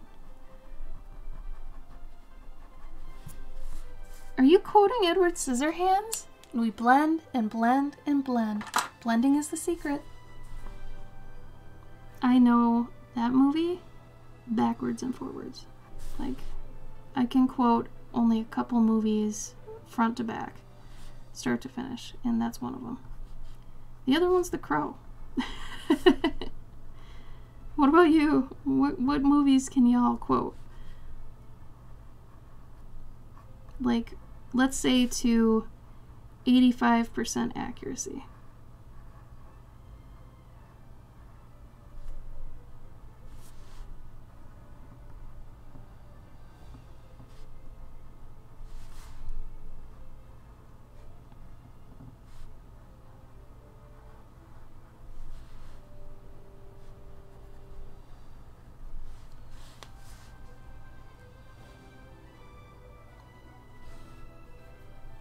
True, Cavendish. Neons and black canvas gonna be so fun.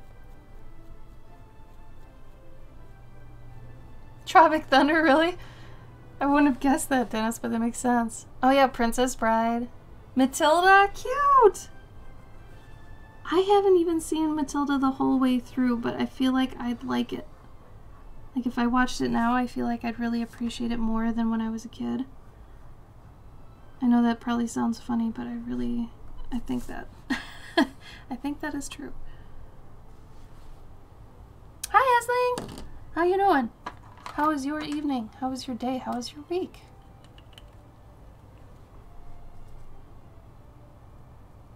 Cavendish, was it the kind of orange unicorn? The one that was kind of kneeling? I was thinking about making that one a print. Do you think that would do well if I did? And don't worry, I'm not asking you to buy it. I'm just asking your actual, like, how you feel about it.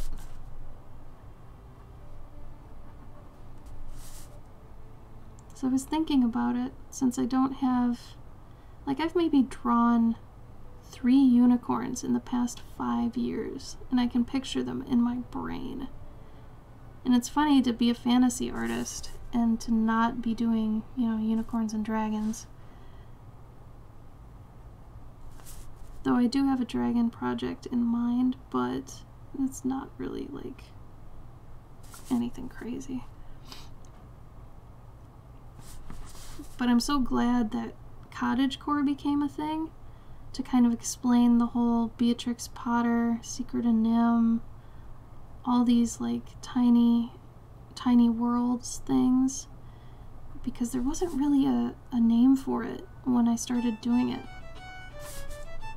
So now it's nice to actually be able to tag cottagecore and get in front of the right people instead of just fantasy art. Because not everybody who likes fantasy art likes, you know, tiny animals and bugs and clothes. That's a certain type of person. Put some gold flecks in her eyes. Alright. There we go. So I will be going over a lot of these white spots and actually tinting them a separate color. So all the things that are white right now, they'll definitely be a lot more full later on. Because I don't like just using white. I think that flattens out a piece. I highly suggest that, you know, if anybody's ever just using white to do highlights, that you mix in another color, because you're gonna be pretty glad you did. I'm gonna do the sun as gold too. Maybe just a part of it.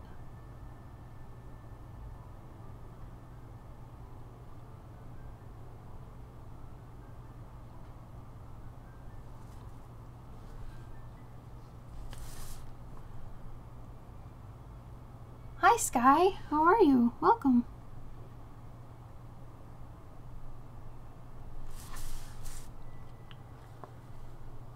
I'm well, Asling. I'm well. In the Hollow Knight game? Cute. I haven't played it, but from what I've seen by a lot of the art, it would probably drive me insane because it looks like a lot of things I've thought of. So honestly, I tend to avoid things that might discourage me because they look too much like stuff I do. Is anybody else like that? I feel really weird that I'm like that, but maybe it's more common than I think. I just don't want to see something and see that someone else has done it and then be like, oh, well, okay, maybe I shouldn't do it now. But I know that I should still do it because the way I view something is, you know, different than how someone else did. You know, but it's hard sometimes to not be discouraged by other things that exist that are similar to yours.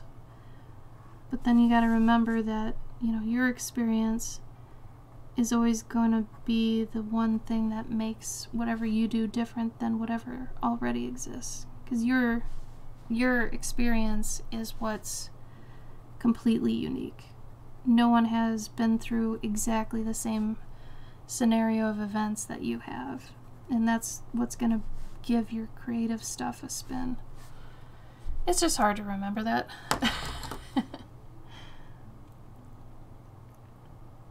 Cat. Yeah, isn't that funny? I don't know, I feel like it's like I don't want to say old school fantasy because I see them both as old school fantasy, but you know, there's more I guess what you would say are the cover art of fantasy. Like when you think fantasy and you just say fantasy and sci-fi, it's like you probably picture aliens, spaceships, space, and unicorns, dragons, and princesses, right? It's like the cover for that genre, right? You don't see mice in outfits with swords and things, right? So it's almost like the second tier of fantasy. It's weird to actually dissect it.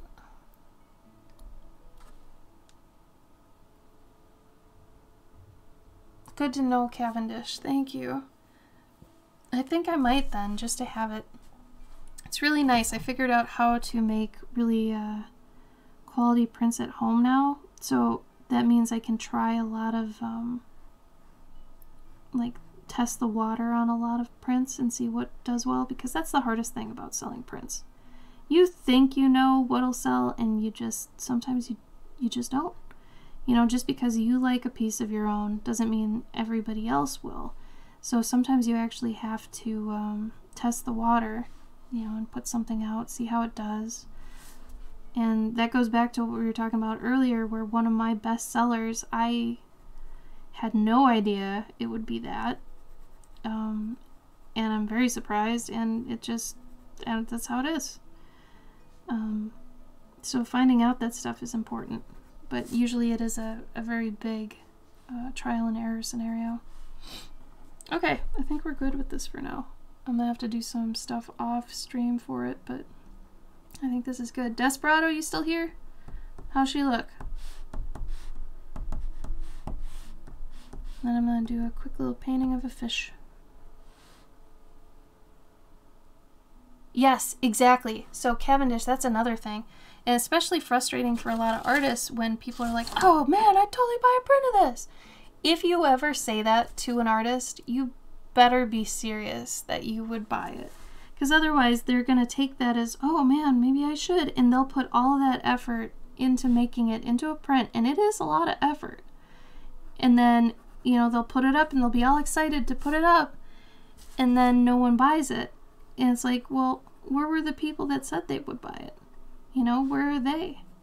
So if you're the type to ever comment on an artist's stuff like, I'd totally buy a print of this, make sure that you actually would. Because we do take that to heart. And I would say there are so many artists now that are, you know, in charge of their own social media accounts. They're the ones actually seeing these things. So, you know, their heart gets a little bit of a jump. You know, they're like, oh, somebody wants this. So if you're going to say it, you know, make sure it's not a lie.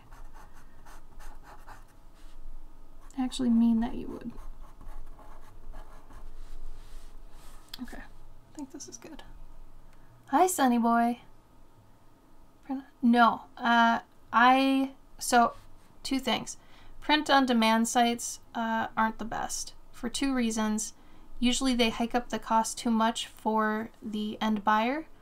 And two, you don't get to add a personal touch to your package when you send it to them. I'm a firm believer in being able to have full control over how your things are packaged, what you include in there, always including some extras and bonuses, as well as some marketing materials. You do not get to do that if you're going through print-on-demand sites. Even if I got like crazy famous or something, I still wouldn't do it. But like Society6, Redbubble, all those sorts of things, I wouldn't suggest doing them. Mainly because those reasons, but also that they're kind of well known for stealing art. Like there's a bunch of art theft that goes rampant on there. So I wouldn't want to support that. So I wouldn't be on the site just for that reason. But if you do want to print yourself, then what you would need is, if you're just starting off and you don't have printers or whatever, use CatPrint. CatPrint is a lovely website. The only downside to CatPrint is the shipping costs can be a lot. So you want to make sure whenever you put in an order that you do a giant order, which, you know, you're going to have to test some prints beforehand to do a giant order. So the first time you actually order a few, you'll want to upload a few prints, right? All the prints you're thinking of, maybe like five different designs. You'll want to get hard copy proofs of those, and they send those to you for free so that you can look at them, see how they look. And then do not go crazy and order like hundreds of them. I'm not very big time, and I barely need like 20 when I was ordering them from Cat Print. So I would say order 10 so you're not going crazy. And then, you know, announce that you're selling them, have them on your Etsy, because at least then Etsy you're able to ship from where you are, and you get full control over doing that. And then you can actually feel how well they do. There's a whole different thing when it's going through you versus going through a whole different company. You actually get to feel what it's like to package these things, send them out, you know, if people really like them and such. There's great pride in that. And I wouldn't want you to have that taken from you with a print-on-demand site. Not to mention, you know, yeah, they have mugs, but sometimes to make a good amount on a mug, you have to make that mug like $30. And no one wants to buy a $30 mug. So I would say to not do those. And like I said, not even to support them really, because they do a shit poor job at their theft management. But once you get to the point you're making a good amount, either in freelance or, you know, what have you, being an independent artist, you can put some money into getting a decent printer and some paper. Honestly, you can get my printer. My printer was $130 on sale, and we got a continuous flow for it with third-party ink. You don't even have to do that right away if you don't want to. And then just printing on Bristol, like, you can do a lot with that. So my current Patreon tier that I just put up, this new one, I print these at home, and they're really nice, like Bristol cardstock, right? They're like an actual trading card. And I print this at home, and I cut them at home, and I round the corners with a little corner rounder, like completely made at home. And with a $130 printer, that it prints really well. The main thing is knowing that you scanned it at the right DPI. Okay, so when you scan your stuff, make sure you're scanning at least 300 to 600 DPI. So this piece, for those of you who remember me doing this on stream, this was about 5x7, right? So I scanned it in at 300 to 600, and I was able to size it down, but you could size it up too at that point. Like, I could have probably made it an 8x10 without losing any information. So scanning it at a high res is important, and my scanner is also part of my printer. It is an all-in-one, but is a good quality all-in-one. So it's kind of hard nowadays to get a printer that sucks. If you're getting one that is over 8x11 size for your paper, that's ideal, because that's already going to put you into another better bracket of printing. But anyway, does that answer? The CMYK thing isn't a bigger deal. When you scan it in, whatever the default is for scanning it, it's okay. You only have to worry about CMYK when you're making like perfect bound books and doing what people call offset printing, which is going through like big time print companies. So the ones that are making actual perfect bound books and things like that. For what you're doing right now, it's okay to just have RGB. Don't worry too much about that.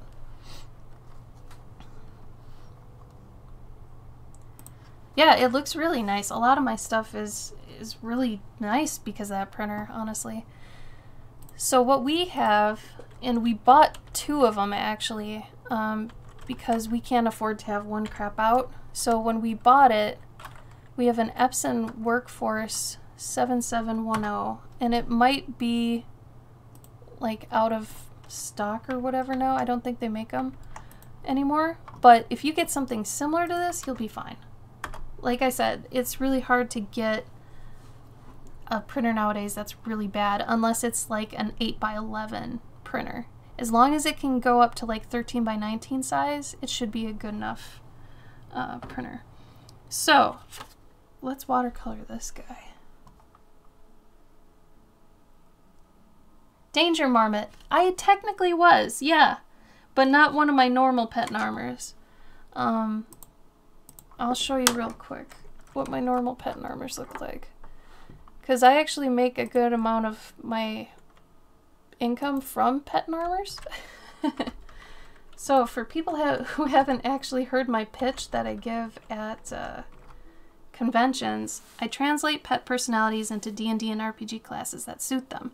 So you tell me about your pets, their hobbies, likes, dislikes, funny quirks, stories, Easter eggs, things like that, and I translate them into an RPG or D&D class that suits them, and I outfit them accordingly.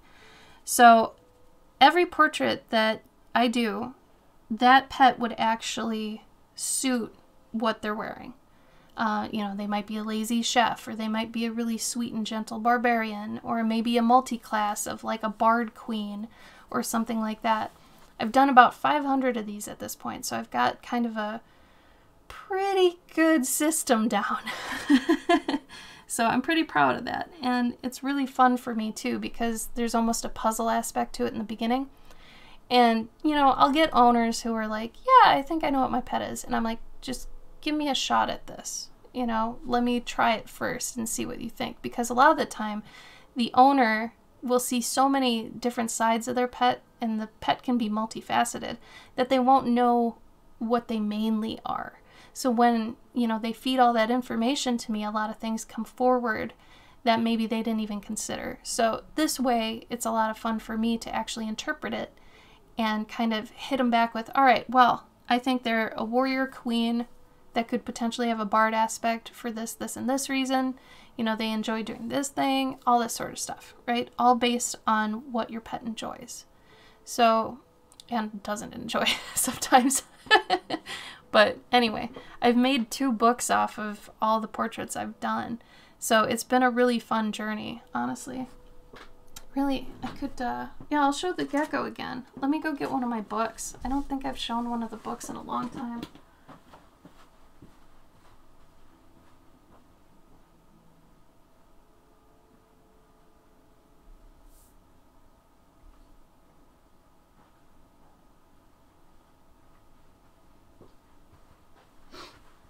Okay. So I will show you the books. So my first book is almost gone.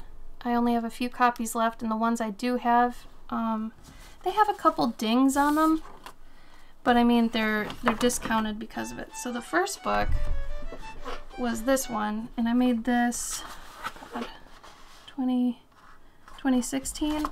So, you know, they were at a certain, I guess, stage back then. But yeah, this one was 2016-ish. And then, so you can see, like, this one loves squirrels and being an adventurer. This one really liked tennis balls and bones. So these are pretty old at this point. They're not as good as the ones now. So, like I said, though, this is maybe something I'd see that, you know, maybe not many other people are seeing. This one always stole pizza. This guy always sung to her and actually serenaded her when they were in the tank. Like, he had a pretty big crush on her. So this one, like I said, is pretty old at this point. But you know, if you want to get it on my Etsy, it does have a couple like little printing problems, but it's cheaper because of it. But I've only got a few of those left. And this is the newer one. This is the second one. This one is like over 100 pages long. So, this one also has a semi-tutorial in it too. So this was Harley, and she's on the back. I'll show you her in a minute. But she ended up being a priest. But it shows you kind of how I go about it. And that's her on the back. They gave me such a beautiful picture of her next to the portrait, I had to. So she's my little cover girl. And then I do, you know, rodents too, snakes, quails. I had somebody who had quails. This one ended up being a bard, the other one a chef. If they have, you know, missing legs or messed up eyes and things, I obviously try to include those. This one was a battle queen samurai. So like I said, I can multitask, multi-class a lot of things. This is a sleeping corgi. This one liked to go into battle with their hedgehog toy, and they hated spiders, so I made sure they're fighting some spiders. But all of this is based on just what the owner tells me, you know, about the pets and, you know, how they feel about them, and each one is completely, you know, unique. I don't do any cookie cutter anything. A lot of pet portraits are just sticking the, you know, pet's face on something, on an outfit or whatever. Here's a Beardy. It's got some cat food, crickets, raspberries, grubs, some lettuce, squash. He ended up being a merchant. He was just obsessed with his food. And then it's got pencil versions in here. So, you know, a lot of the time I like to kind of get it that in that little space of being kids book illustration, but also, you know, D&D, that aspect. So every little thing that's usually in here has to do with the pets themselves. You know, I like them to be very personal. In the snake holding a sword, this is a paladin snake. Okay, so there are bees, like there's a reason there's bees, there's a reason there's these flowers, all this sort of thing.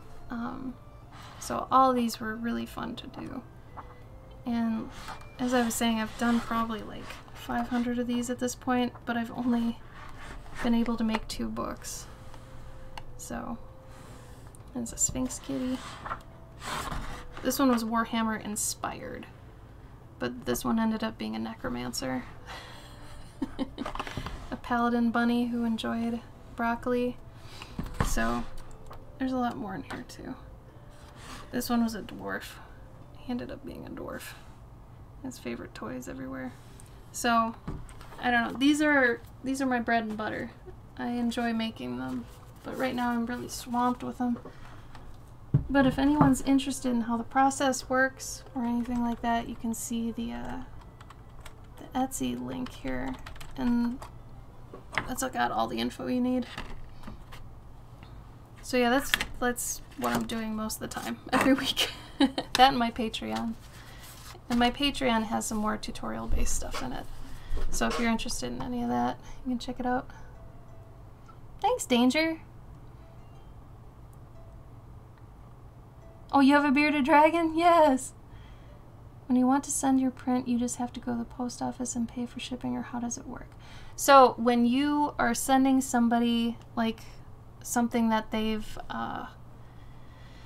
purchased, you know, and you're going to ship it, you have to find the best way to ship it. Also, for anybody who doesn't know, I am going to be doing either this month or next month on my Patreon, probably this month, a how to ship things, how to ship art. I know it sounds like I'm just making this up now, but people in my Discord can attest to this. I've been planning this.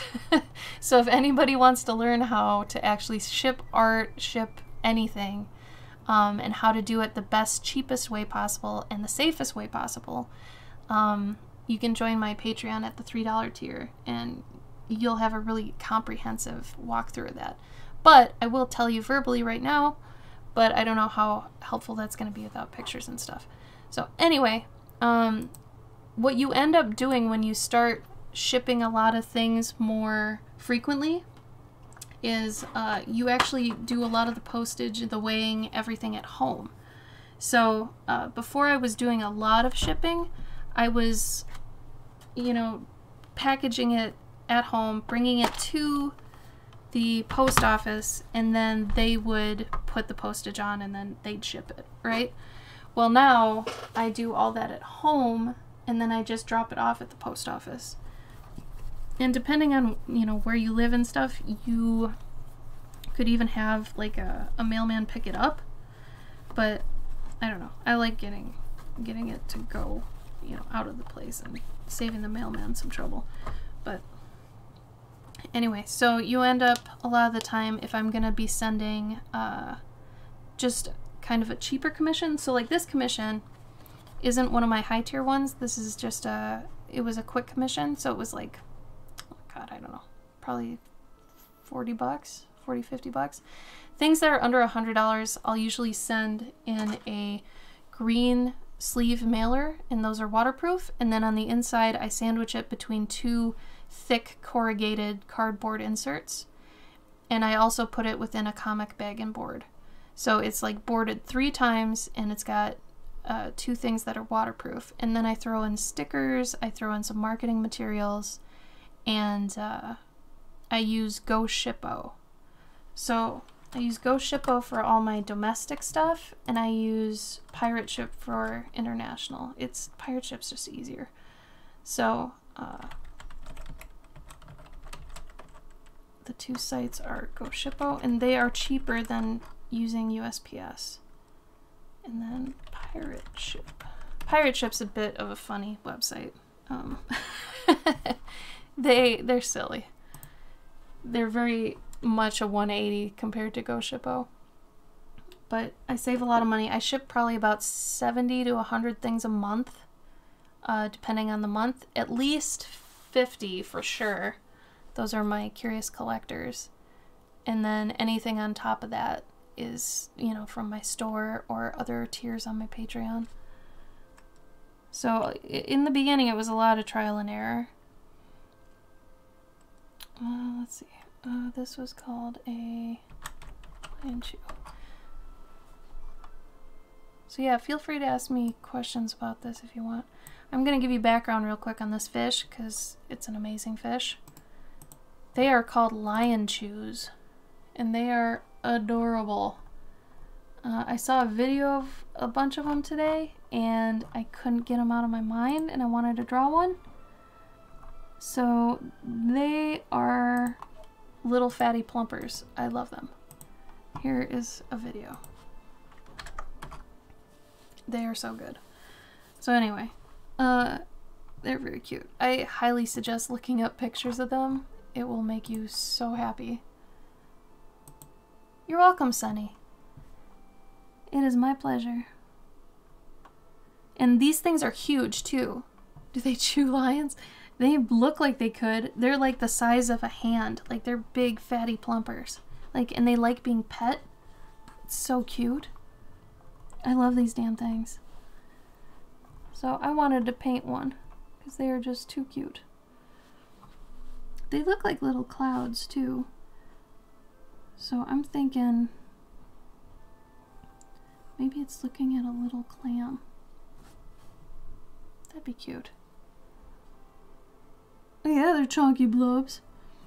Chunky blob babies. They're adorbs. Blub boys. Oh, blub boys. Oh, I like that. Blub boys. Right? Aren't they cute as hell? God, I can't even stand how cute they are.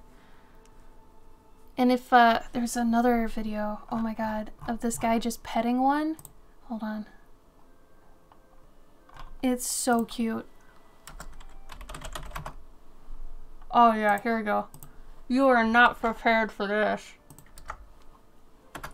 You are not prepared. Look at how cute this is. They look like they've got little mutton chops. Like, you know those old-timey guys who, like, they got a nose, they got eyes, they usually have glasses, right? And they usually have bushy eyebrows, but they've got these mutton chops that go up and around their face like this. You guys know who I'm talking about. Like that guy in, oh my god, was it Cinderella? I forget who it is. Anyway, like they usually have this kind of and their mouth is here, you know? They look like this. I think these fish look like these guys. Like they have this mustache thing going on, especially this video of this guy petting this one. Oh my god. I'm just gonna put that in my Discord because other people need to know.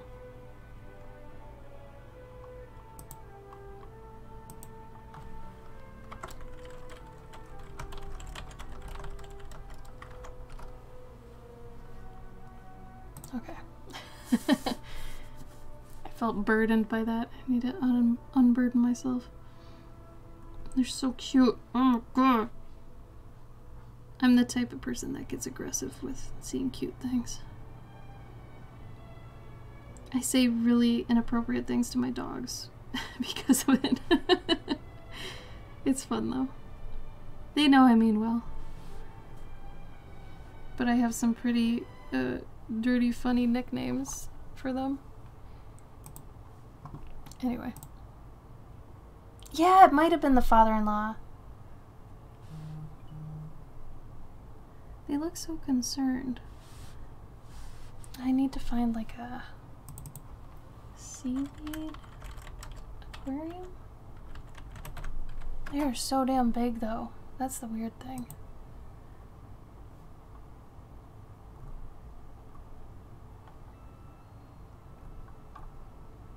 Okay, I'm gonna try a couple things here. I'm also trying a new watercolor palette, so let's see how this goes. Oh yeah, Belle's dad might have had that too, didn't he? Oh, he was so cute. He might as well just be a fat fish. I love that little guy.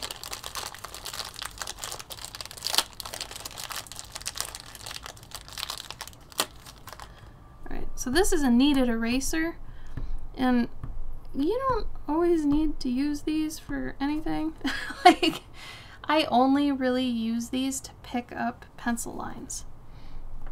So if I know my pencil lines are a little bit too dark and I'm gonna watercolor, you know, if I don't want them to be that dark, I'll just go over it and pick up a lot of the pencil. For a lot of my other stuff, I use just regular erasers, but the kneaded eraser is nice for this purpose since it's sticky. It doesn't leave any residue, even though I said it's sticky. It's not the bad type of sticky. It's like tacky, I guess. It's just, oh my god, it's this really obnoxious palette where maybe there's only 3 colors. Let me get my other one so you can show, I can show the difference.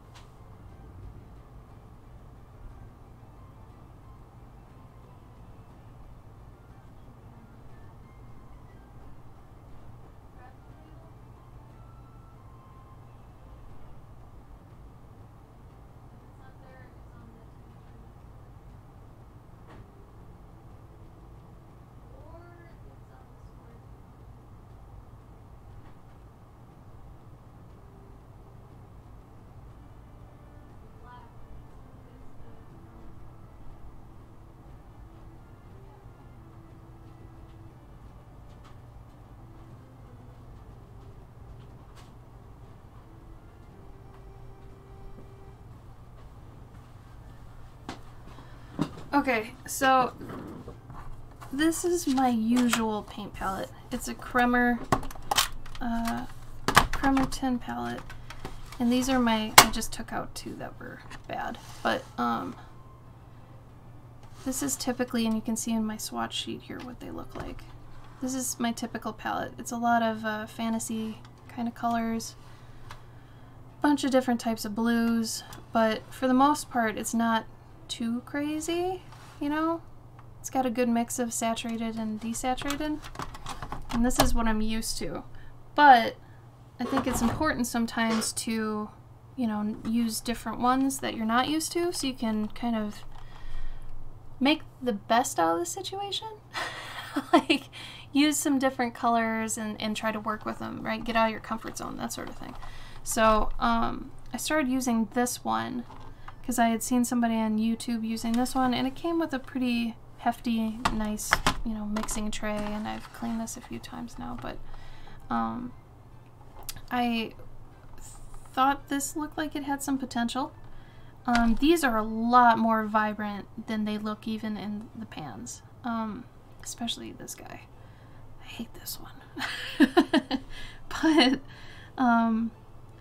you know, I thought it was important to at least start using other colors that I'm not used to so I can kind of, you know, get more experience with various colors.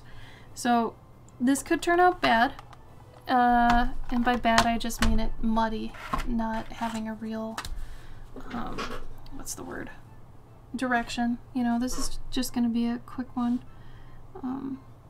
I mean, if anybody ends up liking it, you can totally buy it off me. I'm fine with that. But for the moment, I'm just using it as kind of a vehicle. And we'll see how the new watercolors work. I was using them recently on a painting and I totally forgot what painting it was. I know it wasn't the teabag, teacup, hot tub one. That one was my old palette, the one I showed first. But I can't remember now.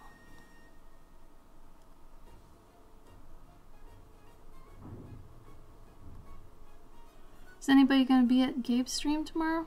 Watch him do some art? He might do his gouache painting. If he does gouache painting, holy shit, you're in for some fun.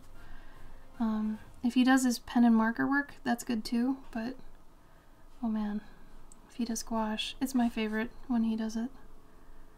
I love his gouache work. He actually, oh, I should see if I can find you his book. Hold on.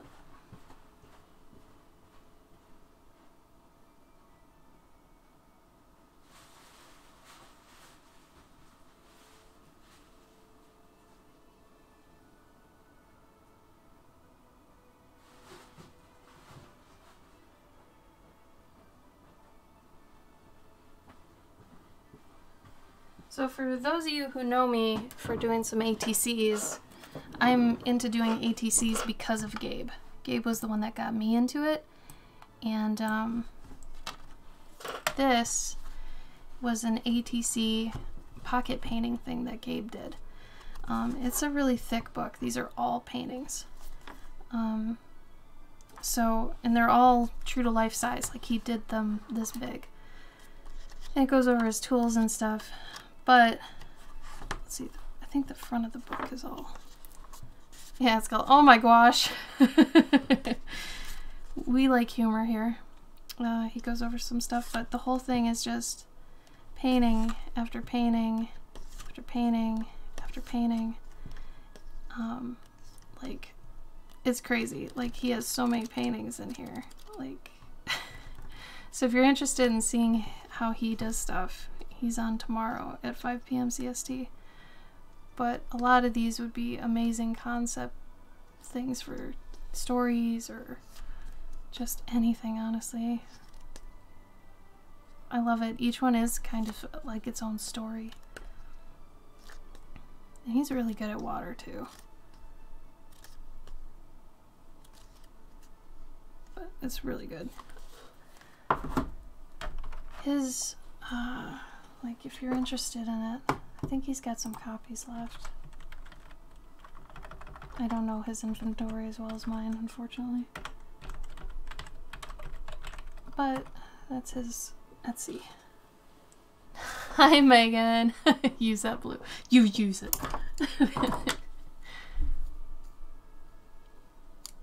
I know the one. Yeah, I know the one. Alright, so let's see. Megan, you're just coming in now, but I'll show you. We did this leopard gecko earlier. I think you'd appreciate. And she's a cutie. I still have to do your frog. I was gonna do it this week. I know it's gonna have to be next week, but I will do it. You're up next. I just wanted to do both yours at once. Lion Chew.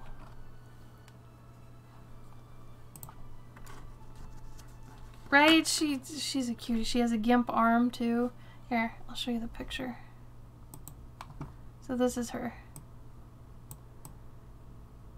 See her cute little arm? Look at that chunky little stubby nub. I love it. It's so cute.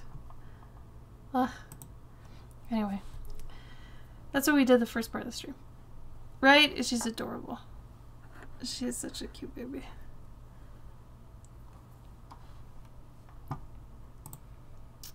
So we're gonna do this lion chew. I think I'm gonna do one that kind of has the mutton chops. I think it's cute. And we'll use this really weird palette. Because why not? Getting out of your comfort zone's good, right? Right. And luckily now I have an actual testing strip.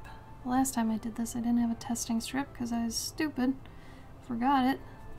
But now I have it.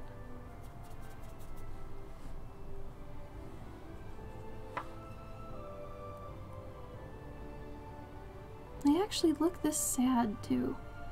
That's the other weird thing.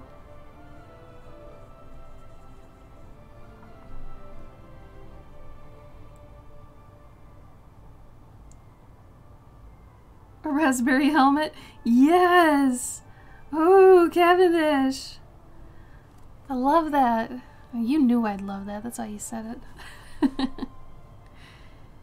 Y'all know me too well. I bet you're sitting there smug as hell, aren't you? I knew you'd like this.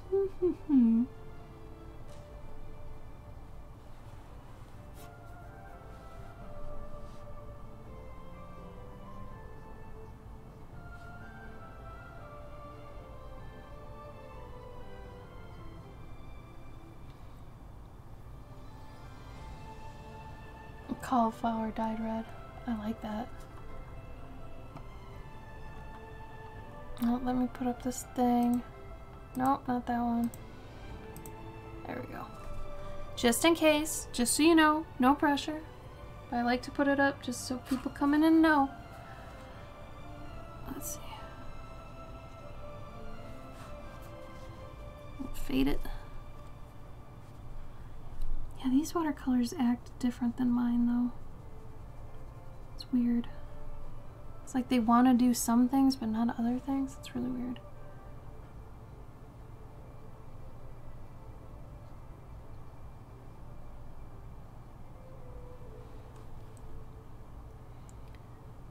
Probably gonna make it like a mix of these other colors. Oh my god. I need to make a swatch sheet. I still haven't done that, and honestly I would almost say that's essential. When you get new paints, make a swatch sheet. Don't be an idiot. Don't be a clover. Come on. Make a swatch sheet.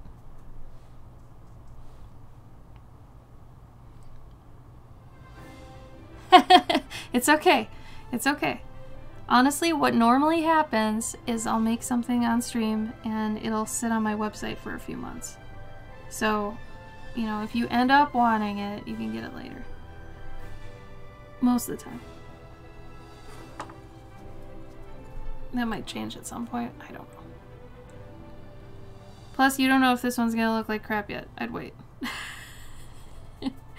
I have confidence in myself, but also I'm kind of winging it. So I want to make sure, you know, at least let me get to 50% before you call it. Because it might not be... I'm almost doing a speed paint at this rate. I just want to see how this goes.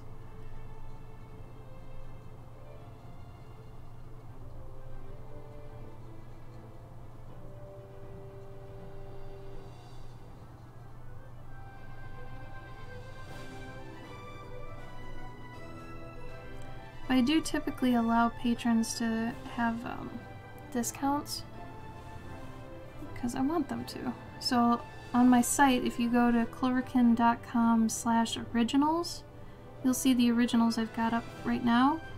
And typically I give patrons like $10 to $20 off. I try anyway. So going forward, you know, I like to ask, are you a patron? If you're a patron, you get a deal.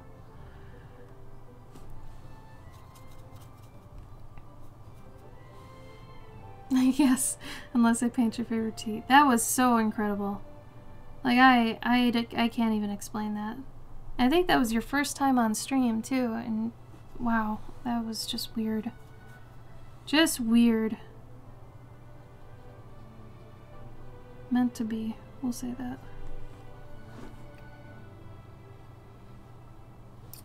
I don't want to make this clam, like, cartoon clam colors, but at the same time I do. So we'll kind of meet in the middle.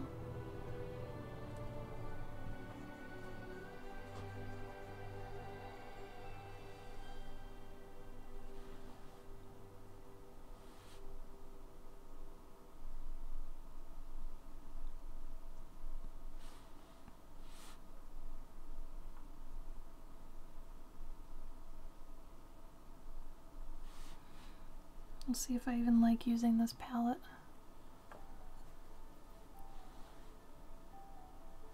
God, their little beady eyes are too cute though. I can't even stand this. And they look like Precious Moments fish. That's the funny thing. They look almost exactly like Precious Moments. They got that teardrop eye.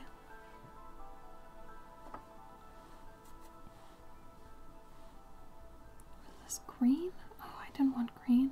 Some of these palette colors are so dark I can't even see what they are.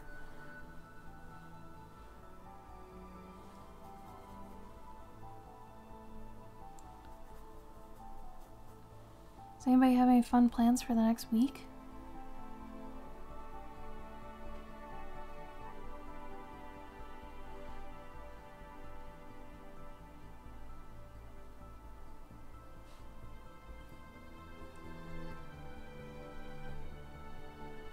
For my curious collectors, I'm thinking about doing coffee beetles.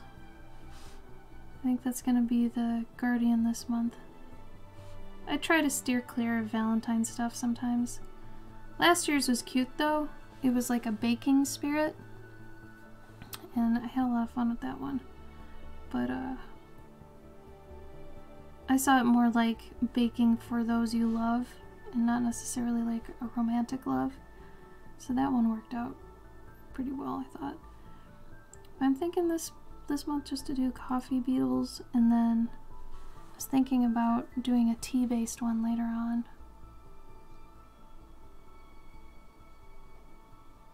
Because you can't just do coffee stuff, you gotta hit the tea people too.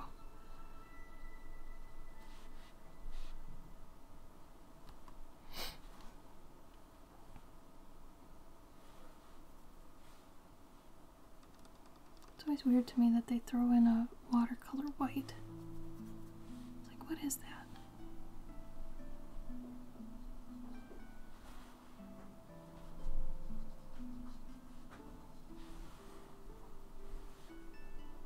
Exactly, exactly. And I myself am both a tea and coffee person, so I get it. I play both sides. Oh, really, Kat? What's your favorite brand to use?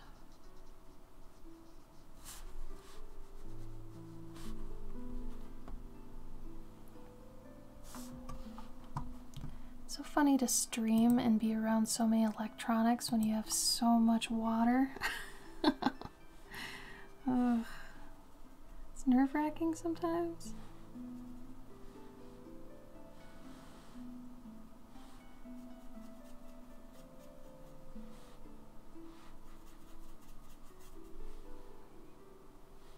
Daniel Smith, oh man. Hell yeah, if you can afford it. We definitely try to get it when we can. Daniel Smith's great.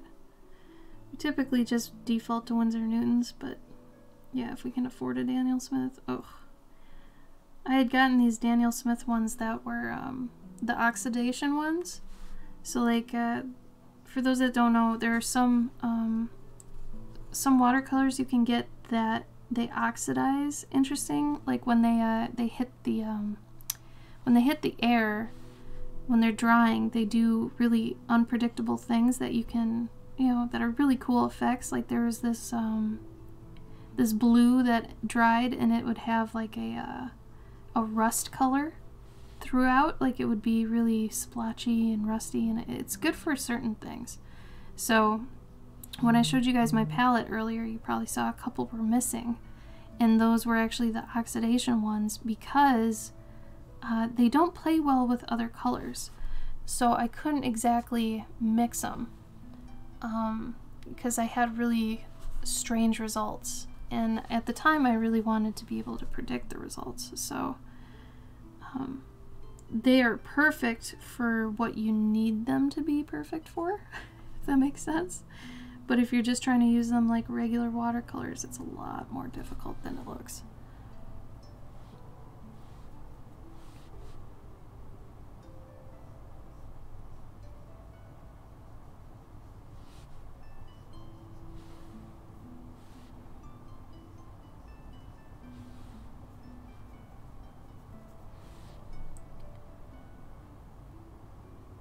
Yeah, Cavendish, go for it.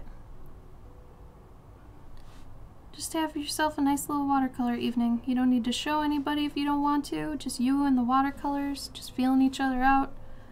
You know, trying to make a new friend, so you're asking them questions like, you know, do you like being used this way or this way? You know? I think that's one of the most exciting times of using a medium.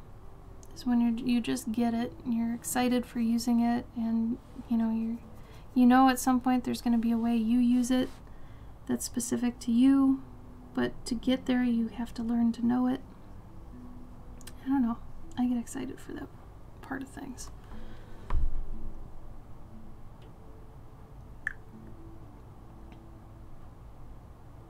You feel like a traitor? No, don't be a traitor. Don't feel like a traitor, I mean. You don't have the patience? I see it more meditative, man. Like, I mean, you saw how I was using the markers. Markers are way more of a quick thing. And I mean, the nice thing, though, about watercolors when you're impatient like I am, because I swear to you, I am more impatient than I look. The nice thing is that watercolors, you don't have to go crazy. Like, if I wanted to just leave it at these flats, I could. Like, I don't have to go any further with this if I don't want to. You know, you can keep them really loose and really just light. You know, there's no rules to this thing. That's the best and worst thing about art, right? There are rules and there aren't rules. So if I just want to even leave it like this, that's okay. You know, that's whatever. But if I wanted to, you know, take it to the next level and then the next level and then the next level, I could. I probably won't go past, like, second level. But, you know, at least you can see kind of where it could go, you know? And sometimes it's good to just do a proof of concept. You don't have to dedicate 13 hours or nothing. Like, that's why my pet and armors are kind of crazy, because it's like I'm doing a mixed media piece that I can spend 8 to 12 hours on. And for me, that's where I cap out. I could never do any legit hardcore fine art that's like, you know, hundreds of hours. I have no want to do that. I feel like whatever I need to get out, I can get out in way less time than that. So for me, I absolutely do not need that much time. I have some friends, though, that are very much fine artists, and, you know, they do things their way. And to each their own. I mean, that's what makes every artist unique and different and fun and their own thing, you know? So you just gotta find the way you use stuff. I gotta be honest, I am not crazy about this palette. I miss my palette. This one is a little strange. Then again, maybe it is just because my colors aren't. I don't know, maybe I'm not used to these colors, or I don't have a swatch sheet. I think if I had a swatch sheet, maybe I'd be more confident with them. I don't know.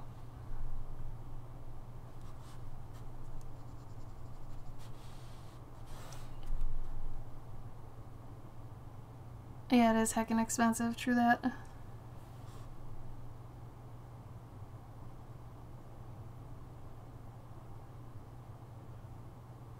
Yeah, Kat, I feel you. We had the same, like, want back in the day. But it's like, we weren't able to keep going with, you know, how much we would have had to be painting. So we had too much work. Oh, work.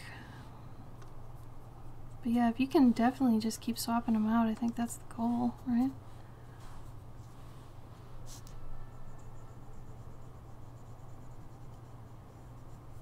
Oh, this is a mess. Right now it's a mess. See, it's that sort of, I think I talked about it last time. You get to a part in a piece where it's like, this is a mess. Like, you hate it, you don't like where it's going, but that's the point. You need to keep going. Because you can polish it, you can make it better, it's just at the ugly stage. All art has an ugly stage. I guarantee you. It's just being an artist, you learn to, I think, tough through the ugly stage.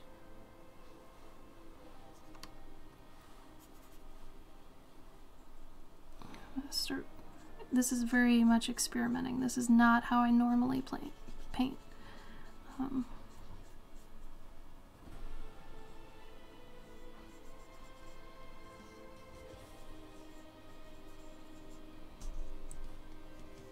I'm doing wet on wet right now because I want some of these colors to bleed on purpose.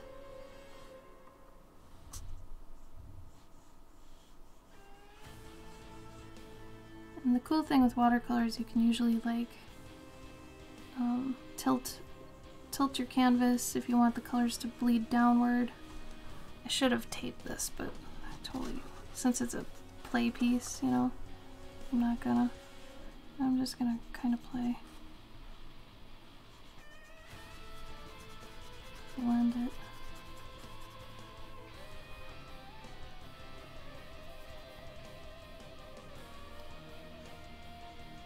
This is what I would call guerrilla painting. You're kind of just manhandling it. You don't care if it kind of bunches up or, you know, what happens to it. You're just trying to get a feel for, you know, whatever you're trying to learn and just doing it the best you can.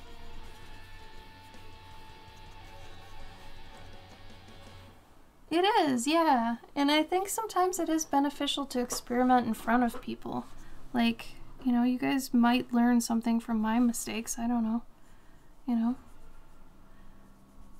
Maybe you'll see me do something and you'll be like, oh no, why? Oh no. And then you won't do it, you know?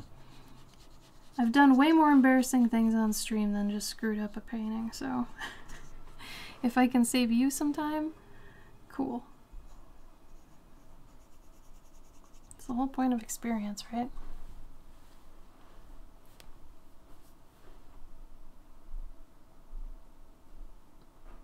Hi Mojock! Are you the one that bought my shoe bill? The one and only shoe bill I've ever drawn, really? I think there are two, but one was an actual, like, full fleshed out piece. I think there are flames in it.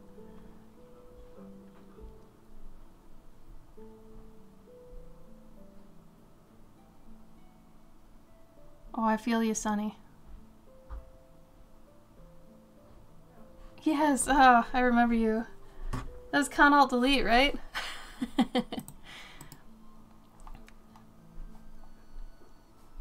It's funny you mention it, Sonny Boy, because I'm actually an animator. Like, I went to school for animation, and it's kind of my first thing. And I mean, I did it when I was a game artist, too. So, I still love to animate, and some of you that are on my Patreon will see that. Others, you've probably seen it on maybe one or two of my YouTube streams, but also I've got this. This is my opening screen. It's not everybody's here when I get here, so this could do with a ton of in-betweens, but oh well. Oh well. Well, welcome, Mojock. It's good to see you again.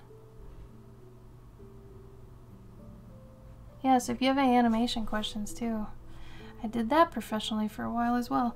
I've worn a lot of damn hats. I mean, I guess that's good, but it's also like a little frustrating. I don't know. I know what I've always wanted to do, but it's like you gotta do a bunch of other crap to eventually get there, I feel like. Let's go back and make him pop a bit. So one of my weaknesses is saturation with color. I really prefer doing a lot of subdued tones. I mean, you know, looking at this, you can tell I really do like subdued, desaturated tones. And I like to paint this way too. But once in a while, I like to get out of my comfort zone and try to do Some things that are a bit more bright than I'm safe with, you know, that I'm comfortable with. So that's what I'm trying to do here. So it's one of those things. It could turn out terrible. It could turn out cute. I don't know. Either way, it'll have been born. And it is my little baby here. My little grumpy fish baby.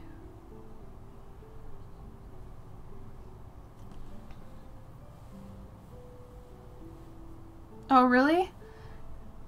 Ruined watercolor. Oh, no! Well, I always feel like any traumatic thing is kind of worth digging into again, speaking from my own experience, but that's obviously up to you and, you know, your position. But I don't know. I think you could use it as therapy, you know, just sit there. It's therapeutic.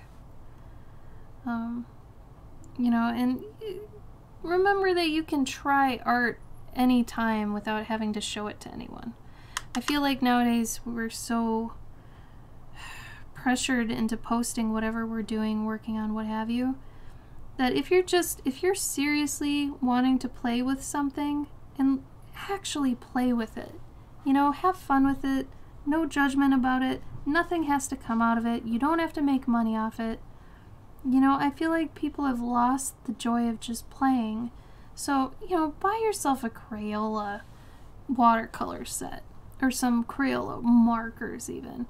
Because if you buy yourself these cheap, crappy, you know, like, so to speak, crappy, but you buy yourself these, you know, these materials, then you know, base value, you're just there to have fun.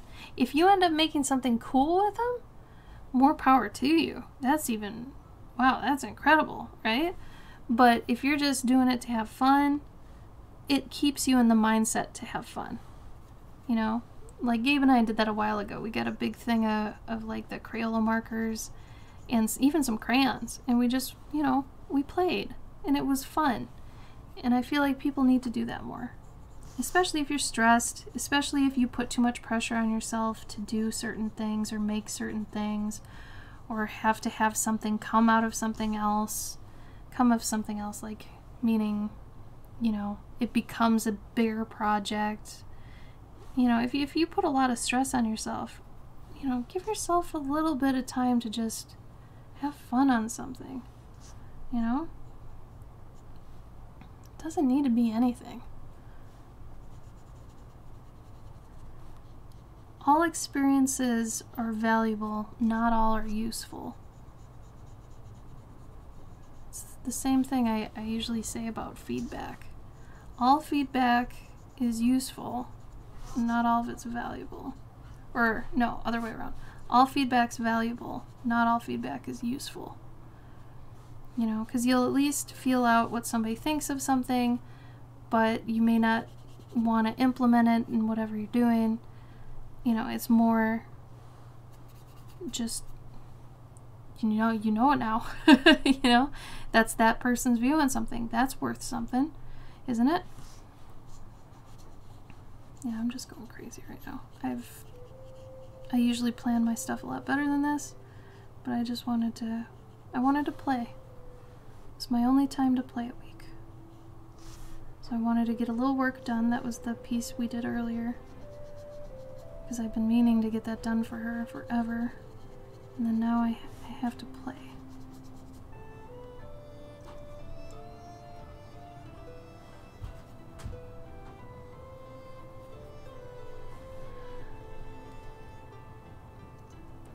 Oh, fuck your art teacher. I don't think anyone should ever discourage anybody ever on anything. You know? Like, if somebody really has the gumption to do something, they're gonna do it, right? And if you want to be the guy that told them not to do it, and that'll forever live in their mind and be for you, you know, whatever. It's like, why would you do that? I don't understand that at all. Really, Serenity? Oh no.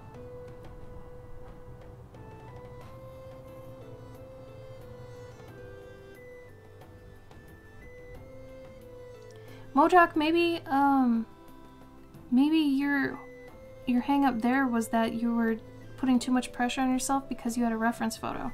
Paint without a reference, who knows, maybe you're more into abstract art and you don't even know it, you know?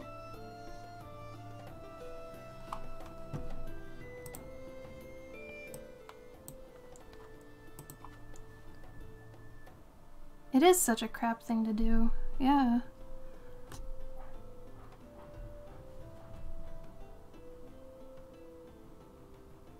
Yes, Kat, I 100% agree with you. I actually went on a bit of a tirade last year where I was telling people to stop saying, you know, artists are talented. It implies that it's a God-given thing, where many of us have busted our asses for hours and hours and hours. And the shitty thing is, we know people mean well when they say, oh, you're so talented. Yeah, that is really nice. Thank you so much for thinking that, for saying that, all that. But at the same time, it's like, we want you to be saying skilled. You know, because skill takes honing. You know, skill takes time. Skill is something that requires mastery. You know, there's a lot more implied when you say, oh my God, you're so skilled. You know, than saying, oh my God, you're so talented. And I'm sure there's at least 10 streams I've gone off on a, on a tirade about that. But you get it a lot when you're at a convention. And, you know, I like telling people just thank you, you know, because you want to thank people first and foremost for even thinking that, you know, and telling you. It's very sweet. But when you have the ability to talk to somebody about it, you know, and I think just spreading it when you can and making it more thoughtful, I guess, and not so like I was offended by it or whatever, I think that's gonna get the most response and the best response, you know, when you're warm about it. It's the same way I've handled talking about fan art to people. You don't want to come at somebody yelling at them. You want to talk to them like, you know, warmly and like you care about them because you should care about them and all that stuff. Anyway. But yeah, I agree with you.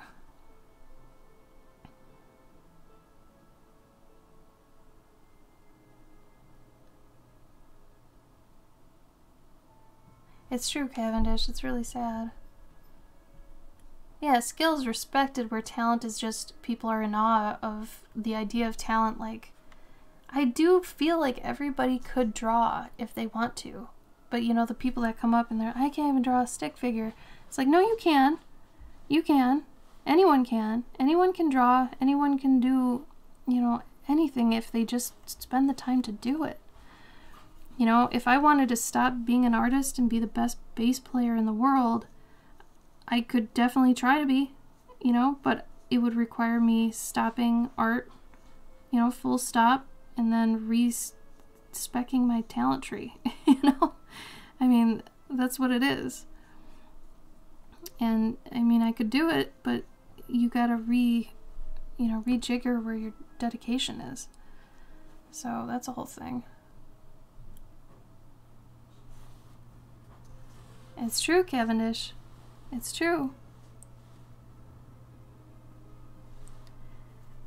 The only way to get good at something is to suck at it first. And I think the main problem with, you know, younger people today and just anyone in general is they want instant gratification and they're afraid of looking stupid for not knowing how something, you know, works right away. It's like you can't fear that, you know? You have to be open-minded, you have to be forgiving to yourself that, you know, I'm not going to know everything right away. It's going to be trial and error. It's going to be work. But if we remember that, you know, everything we work towards, you know, we get paid off. You know, work pays off, right? Like, you know something will come of it. It's like you can't really go backwards when you keep attempting and keep trying and keep learning, because the whole time you're learning, you're just recalibrating. So we should really talk about how failure isn't failure, it's recalibrating. Well, that didn't work. Let me try this other thing. It's not failure. It's only failure if you stop, really. Like, the whole Western idea of failure is so bunk. It's so wrong. It's detrimental, it's wrong, it's hurtful, it's stopping so many people from doing things, you know? We shouldn't think of it like failing. We should think about it like we're rejiggering what we know to make it work the next time. And that's it. And there's no shame in that. Because at least, you know, you're doing something. Remember that, too.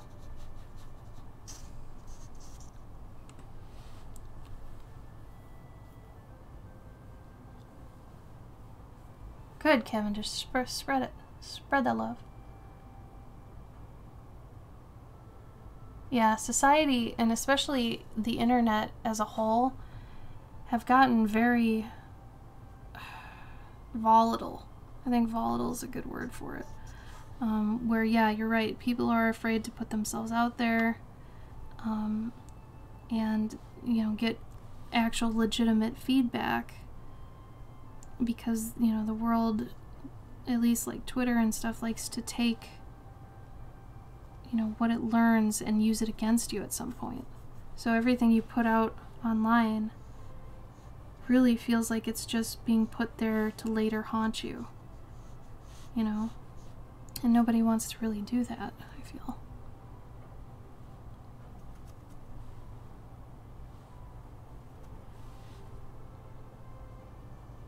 And everywhere seems a little bit toxic lately. Everything's an algorithm, and all your, you know, endeavors amount to points and ads and all these things. So it's no wonder people are a lot more worried about, you know, putting things out there.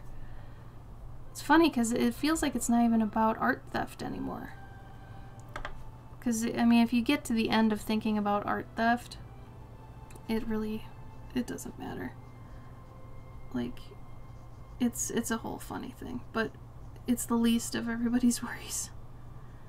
Honestly, nowadays, it's more about mental health and just protecting yourself from, you know, just trolls.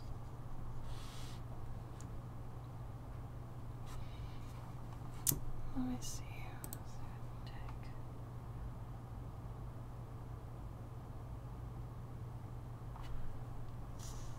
This isn't, like, I need to do something in the background here.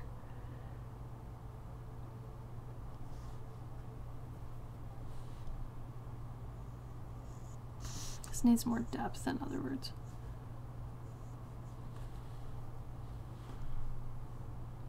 Yeah, and, you know, I feel kind of like you do about its serenity. Like, I feel that way a lot. So I know when I feel that way, I have to still share something because my livelihood depends on it, but I won't put more effort than need be into it anymore. Because I hate the idea that my stuff is going on the internet just to be thrown away. And this is part of the reason I made that new Patreon tier, because I was just sick of making art, posting it, and just nothing becomes of it again. It's like, that's not what art's supposed to be. You know, in my opinion at least, that's not what it's supposed to be, it's not what it's supposed to do. So, because of that, you know, it's disheartening to do anything on the internet anymore. But anyway.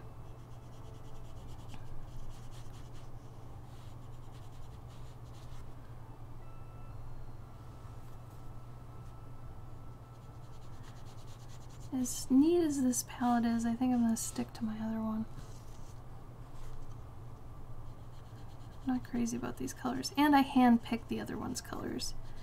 These colors came with this. I might actually steal a couple of these and put it in my other palette, but it feels like they interact differently with each other than the other palette too. It's really weird.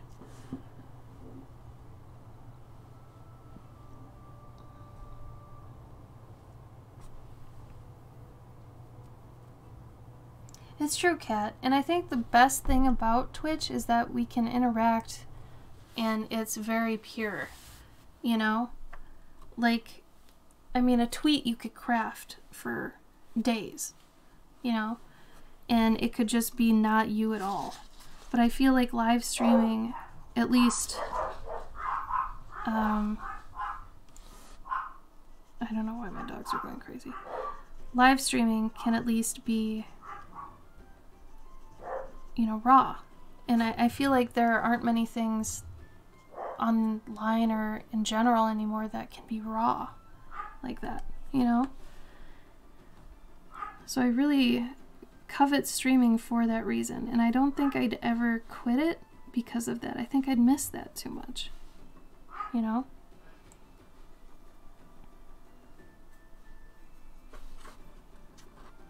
I feel like there's a lot we all can benefit from with the streaming aspect. Because yeah, YouTube videos are cool and you can learn stuff and everything, but in terms of like connecting with creators and learning about somebody, you know, you have 100% control over a YouTube video when you make it. You know, that's what I really like about YouTube. Like, I can do exactly what I want to do. I can throw in animations. I can, you know, change, I don't know, things I say, editing stuff, you know, but if it's live, it's like, if I stutter, I stutter. If I say something stupid, I have to backpedal. But at least you can see how I'm processing what I say, and, you know, I'm able to just be human to you, you know? Where so many people just appear perfect online, it's not helping anyone.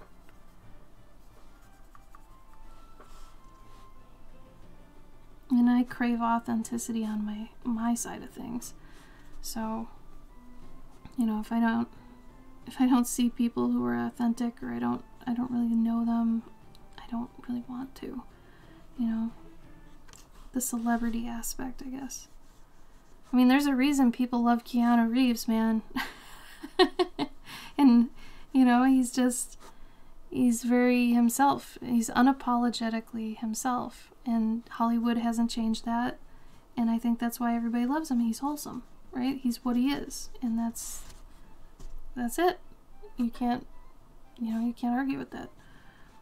So, I think that's very commendable, at least.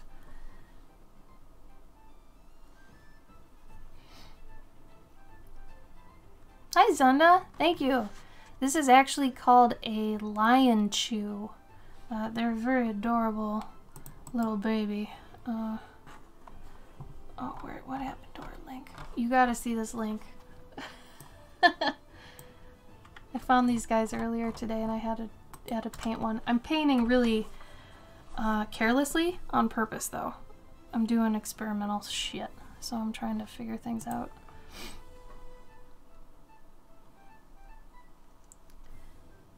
It's a cute video. The guy pets it, and it's life. Yep, Cavendish, you got it.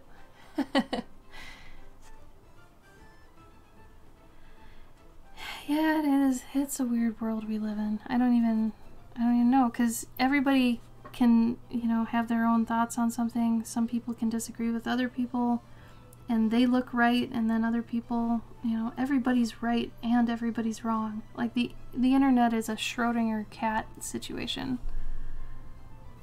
And that's why it's dangerous, and it can be harmful if we don't actually think about what we're seeing and spreading and all that. This background looks like crap, but I think I can fix it in post. This was a decent experiment. Now I'm gonna try to fix it with all my usual stuff. Let's see if I can. My usual go-tos. Oh, it's for the water. Damn it. I swear to God I didn't mean to do that. I think this is it. Yeah, this is it. Okay, here. There we go. Oh, thanks, Cavendish. Oh, Zonda. You did not have to. That's not what I meant for you to do.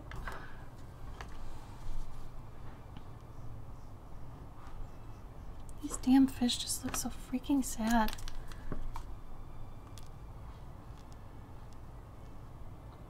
Paint pens to the rescue.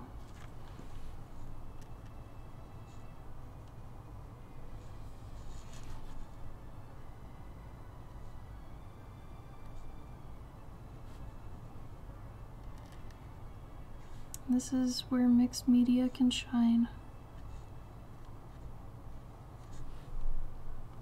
He's so big. I know, right? They don't look like they'd be that big, but they're like as big as your hand. They're crazy big. I love how big they are. They're so cute. Oh God. See, I told you I get aggressive. I'm sorry. They're so cute though. And I'm sad, I'm chill. They're so cute though.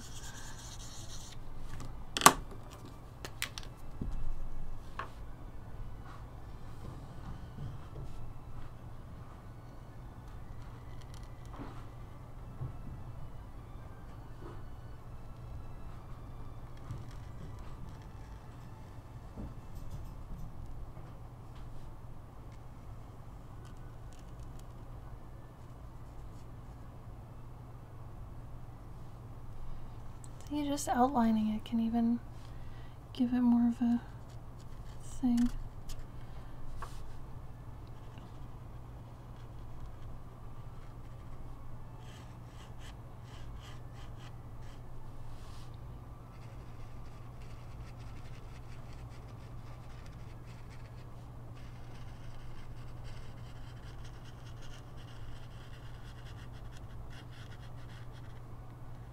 I was also using a different palette than normal, Sarah, so not my comfort zone, but you know how that goes. There's always something to gain from it.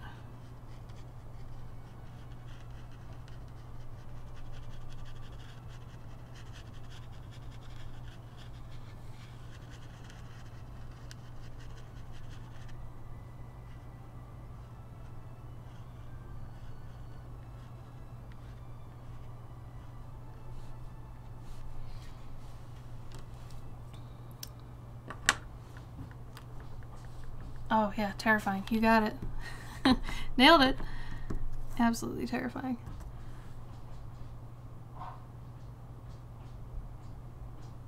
Yeah, there are similar goldfish to these. They're like, I think they might be called Oscars.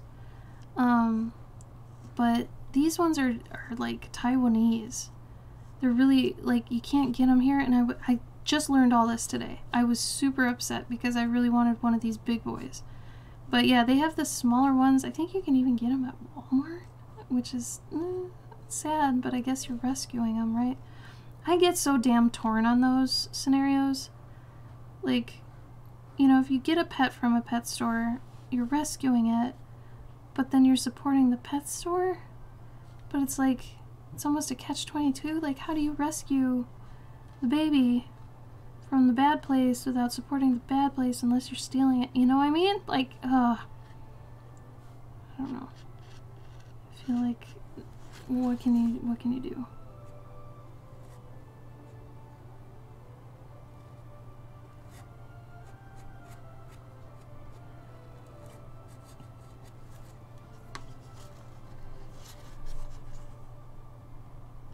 Yeah, this palette uses all the like colors. I do not, so now I'm trying to have fun going back and fixing things, but we'll see. Never know. Could turn out better than if I had used my regular palette. You won't know till it's done.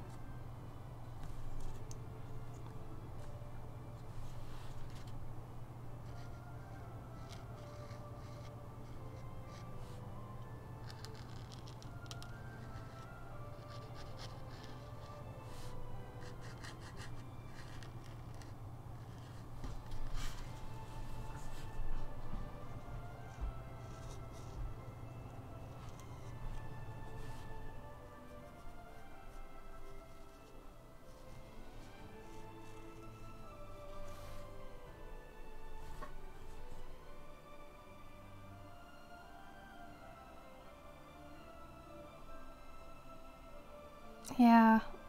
Isn't that the... It sucks. It's like, what do you do?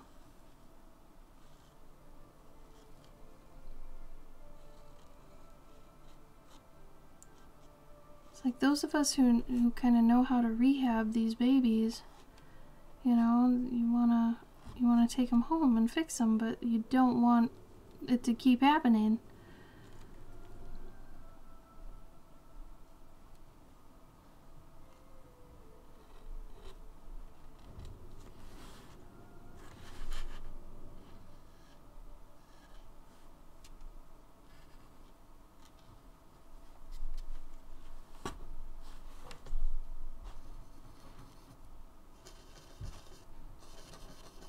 Oh, it might be cute if they're talking to each other.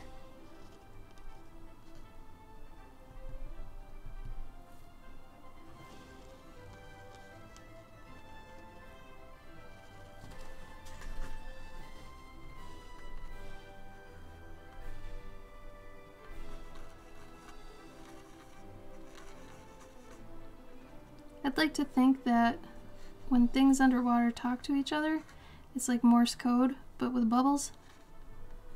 So like one big bubble, a couple tiny bubbles. I think it's probably some sort of code. I mean, right? How else? Maybe a vibration, but I don't know. I like to think about it like it's Morse code.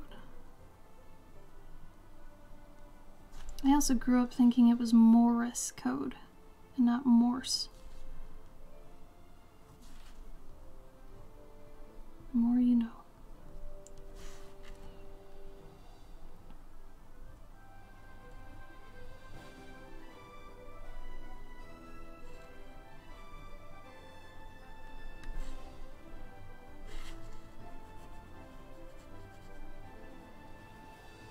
Yeah, I realize this kind of looks like a Pokemon. Unintentional. It's a shelter, isn't it?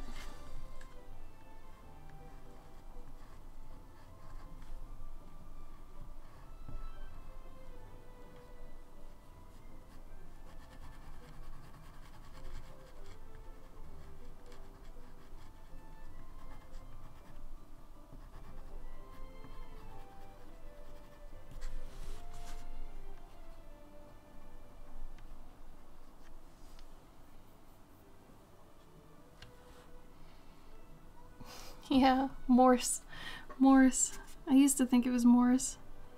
It's Morse. M-O-R-S-E. Morse.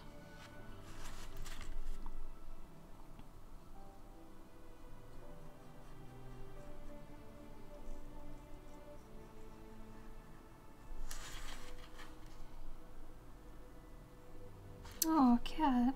Thank you. I have to agree, I really do like mixed media as well. When I first started doing mixed media stuff, I really was mad at myself because it felt like I was using it as a crutch because I felt I wasn't using the main medium the way it should be. So because I couldn't get the effect I wanted, I started using other things on it, and I was mad at myself that I wasn't good enough with the regular medium to get the effects I wanted. But when I got decent with marker and I realized that I still just wasn't getting the effect I wanted, I feel like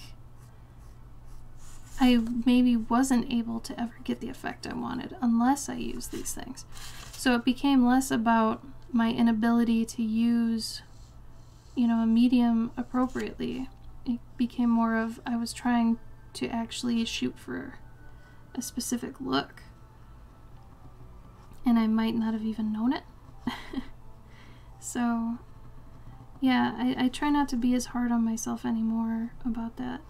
But a lot of the mixed media I do and use, I feel like couldn't be ever seen really as high art or anything, because it's like marker and, you know, all these sorts of things, and they don't really get a good rap in that community, you know. It's not oils, and it's not, you know, high-end acrylic and all that.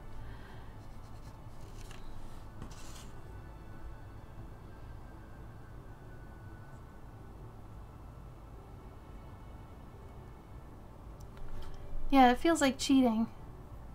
Absolutely. Yeah, and you know, I was dumb. I didn't know.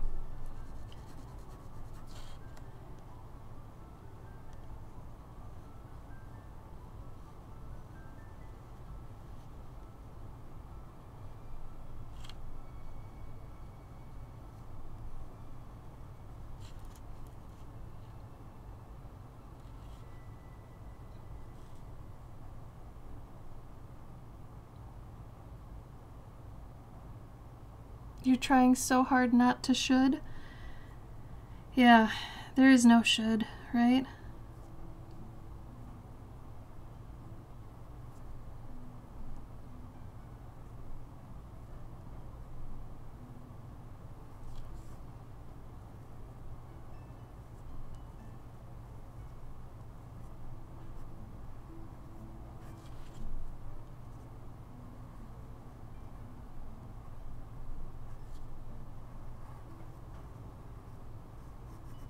What's everybody doing the rest of their night? I know some of you are probably going to bed soon, but is anybody like the start of your day, or are you planning to eat afterwards? I still have to eat.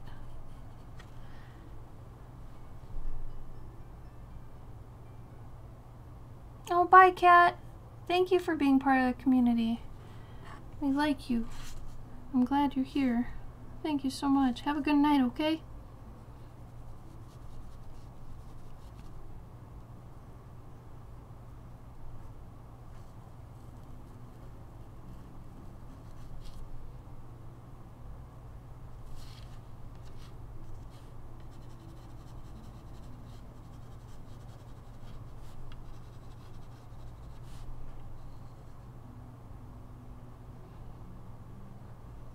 Probably not going to be on too much longer. I didn't want to have a long stream tonight because I wasn't feeling well, so that's still somewhat true.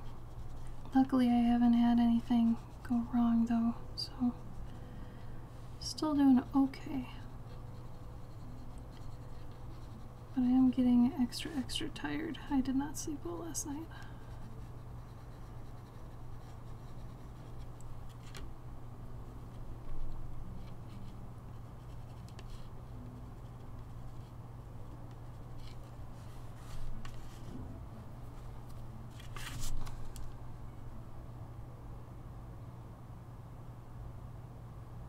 Do dinner, watch some TV. What are you gonna eat, Cavendish?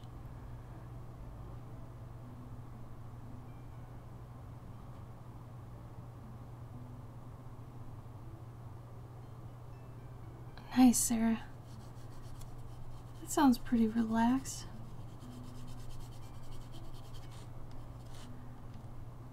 I feel like you're really good at relaxing. Do you know how to press all your buttons to get maximum relaxation and then just get back to work?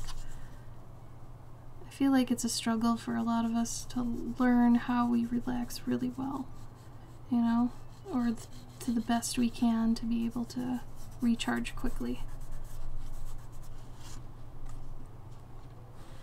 Yeah, this is gonna need some help.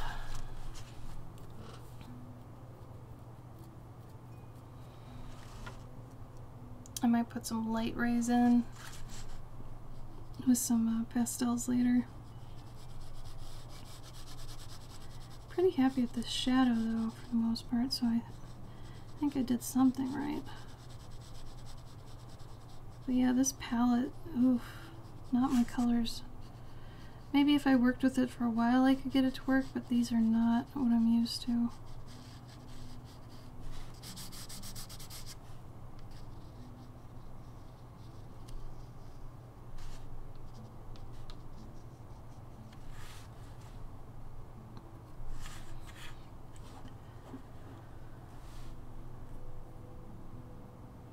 Can't go to the store. Yeah, it definitely is. 100%. Don't forget about the puppy bowl. They have hamsters and a blimp. That's my jam.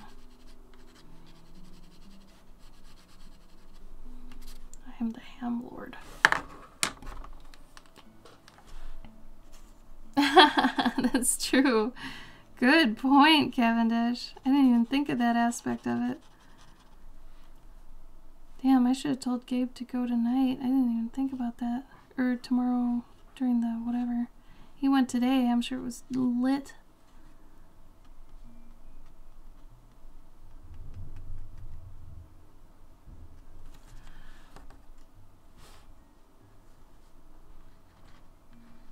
Alright, I'm getting hungry and I need to go finish some other things.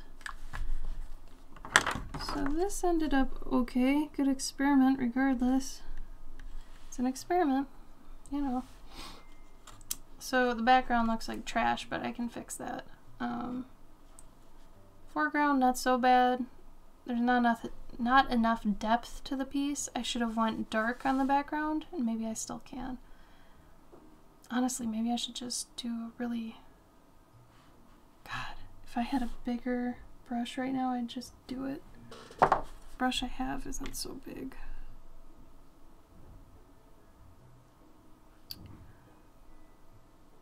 They do, but they do look so sad. They have that fat that makes their eyes look sad. What do you guys think? Do you think I should just go really dark and see what happens? I'll take a poll from the audience. Since I'm not tied to this piece for, you know, whatever, I can totally just kind of do whatever. Does anybody think I should give it a go?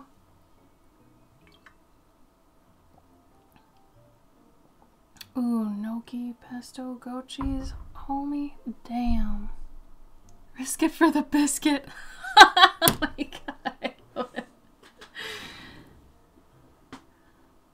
Well, you know, I could spend a lot of time trying to fix that background, but since I already think that it's weird that it's so light, I think I should take the risk and just make it darker, because I don't think it's supposed to be light anyway. I think I'm gonna do it. I need a different brush though. Hey Gabe, can you grab me a wide brush for putting in a lot of background color on the drafting table? Whatever you want to give these. Something a little bit thick, like thumb thick. Not bad. An actual watercolor.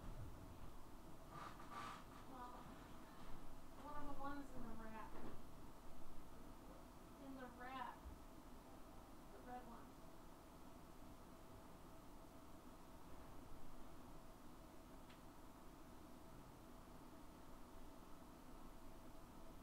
Well, maybe one that's half the size, maybe one of the filberts. Can I use that with watercolor?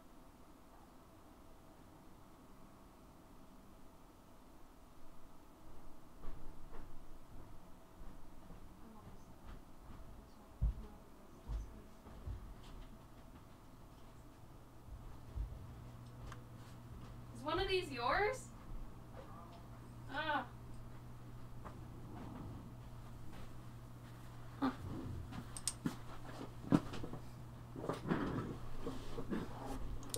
Yep, I agree, Sonny. I agree.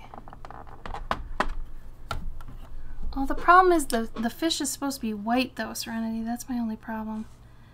I think I'm gonna use this baby. Let's do it. This is the time where you don't give a fuck and just go. This is the fun part of experimenting. So now I get to decide what color. Let's do a blue-green. Jesus. Hello?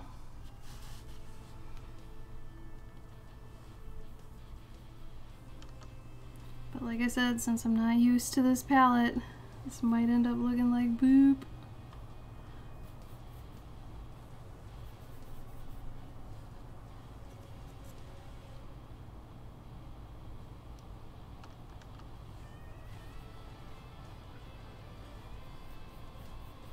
Use purple and teal. Let's do it.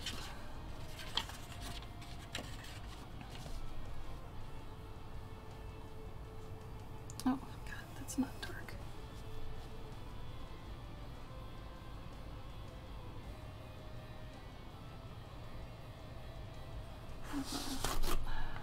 Dab ends.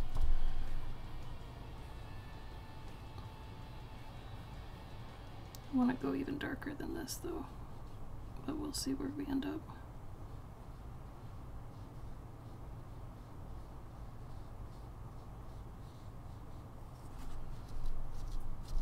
I want it to fade at least decently.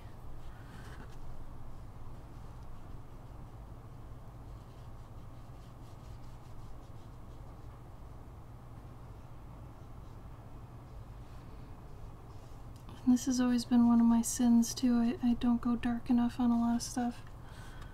So this will look a lot better, I think, once it's darker.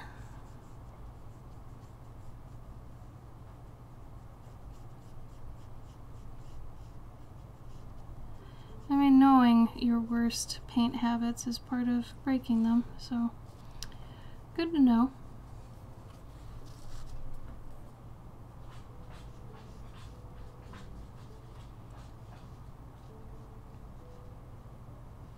I'd say it already looks much better.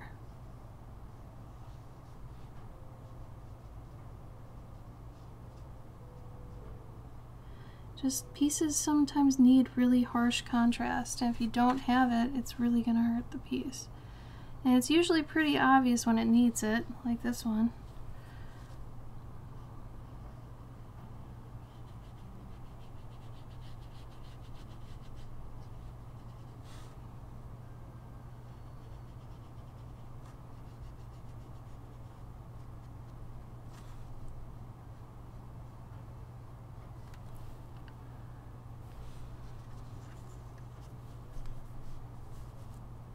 Totally. Yep. I agree. I think I might even make it darker than this. This fucking paint though, I'm actually starting to get mad at it because it, like, you can see the streaks in it. This is not good paint. I don't think, anyway. Like, on wet, it doesn't blend, it doesn't, you know, it doesn't branch out like good paint would. And I'm using really good paper, but not good paint.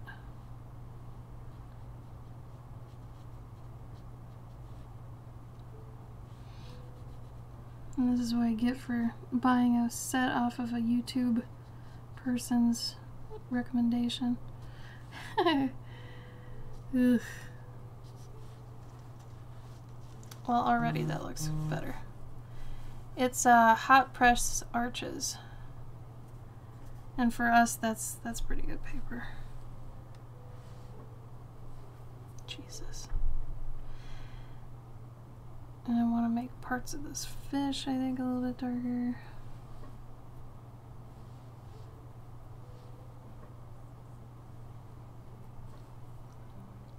It's a little bit muddy, but I can deal with it.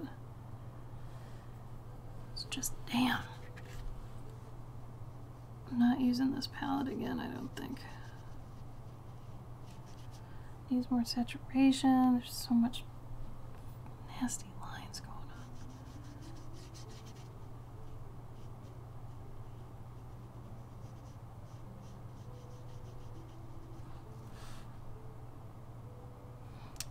I think it needs like a couple blasts of yellow or something weird.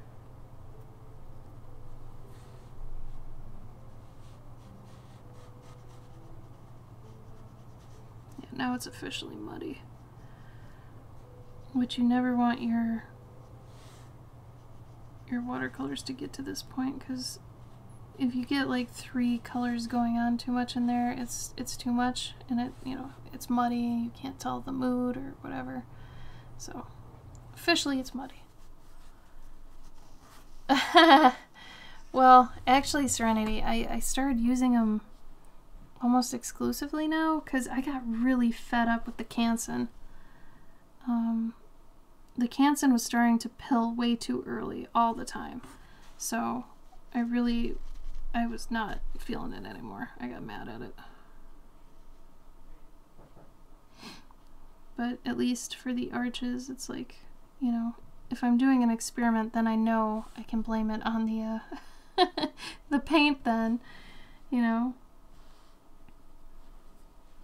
Because then I know it's not the paper's fault. So when you're trying, you know, new like mediums and stuff, do the scientific method and basically make sure that what you have, when you're testing something, you're not testing a million things at once. Majority, I would say, like if you're doing 3 things, have 2 of the 3 things be things you're used to, and have the 3rd thing be the kind of outlier. That way you'll know which one is the one that's screwing up, you know? Hey, Crane! I understand that, Serenity. That makes sense. No, I have other paint to use. It's just at this point I don't want to mix them. So here's the thing. So this was a pre-made palette I bought online at a YouTuber's like suggestion. And I was like, okay, it's cheap enough, I can buy it, and if it sucks, it sucks. It sucks. I don't like it. Maybe somebody else would like it. I don't like it. But my tried and true one that you guys have seen me use on stream is this Kremer palette, and each one of these paints was hand-picked by me. So I actually like went to, you know, a Dick Blick and tried out paints and got the ones that worked for me. So these ones are my preferred. You can see in the swatches here. And they work well. Where the other ones, I don't know what the deal was, but they didn't want to cooperate. So I'm gonna go back to my tried and true here next time I paint. But yeah, ugh. Yeah, and you know, they're not terrible, but man, they're gritty, and I don't know, what was this brand again? I don't want to bad talk anything, because maybe somebody else could use these. Maybe I'm just using them wrong. I don't know, but I think they started with a G. I don't know. They're not my favorite. I would not recommend them. If you're used to using Winsor Newton, I don't think those ones are... Let me go check, Serenity. Let me check. I'll see if I can find them.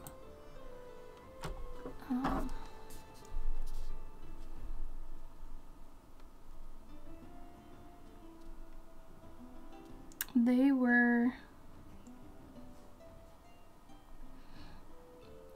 And if anybody has these on the stream and they enjoy them, that's fine. If they work for you, awesome. I think I'm just too used to mine. They are Gen Crafts. They are, hold on.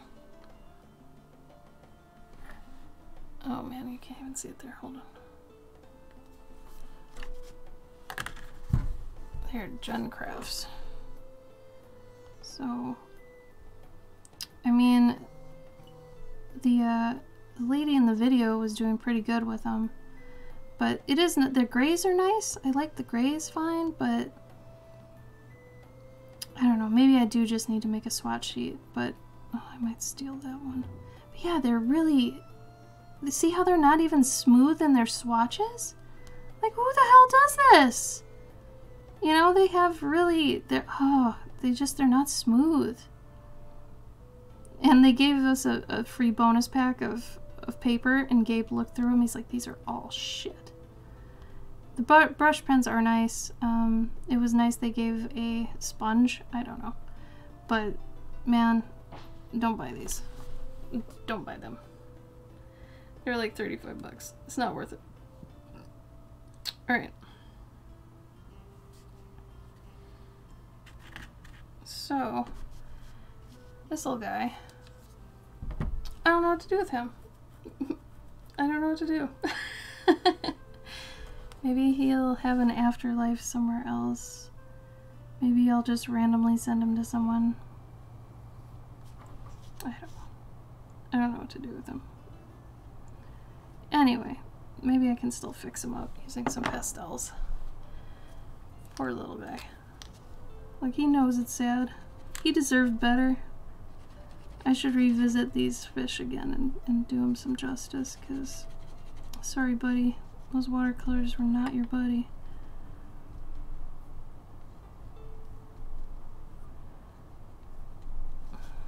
So weird. So weird.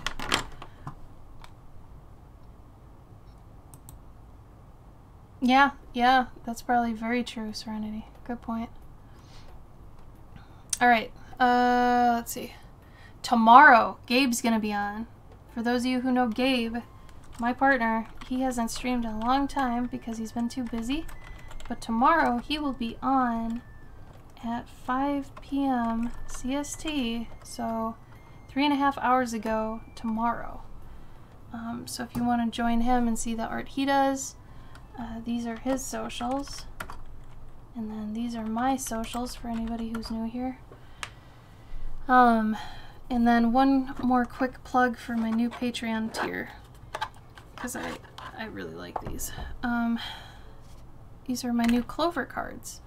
So every month I'm gonna do a new painting that I don't plan to release an ATC or anything for. I might make them big versions, but you'll never get these little stories on the back.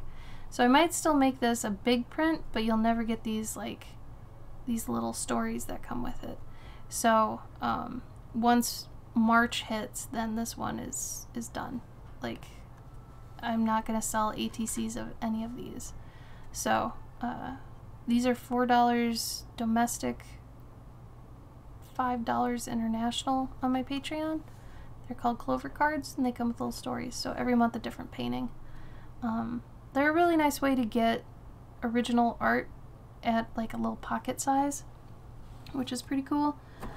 So that if you don't have wall space, you know, you can buy a binder and have tons of original art, which is really fun. Make your own art book. So anyway, here was what we did earlier. This sweet baby girl. So yeah, Gabe's gonna be on tomorrow, and then I'll be on hopefully next Saturday. If I'm too busy, I'll put up a notice about it. Otherwise, yeah. Thank you guys for coming. Let me see if I can raid anybody. If there's anybody on I can raid.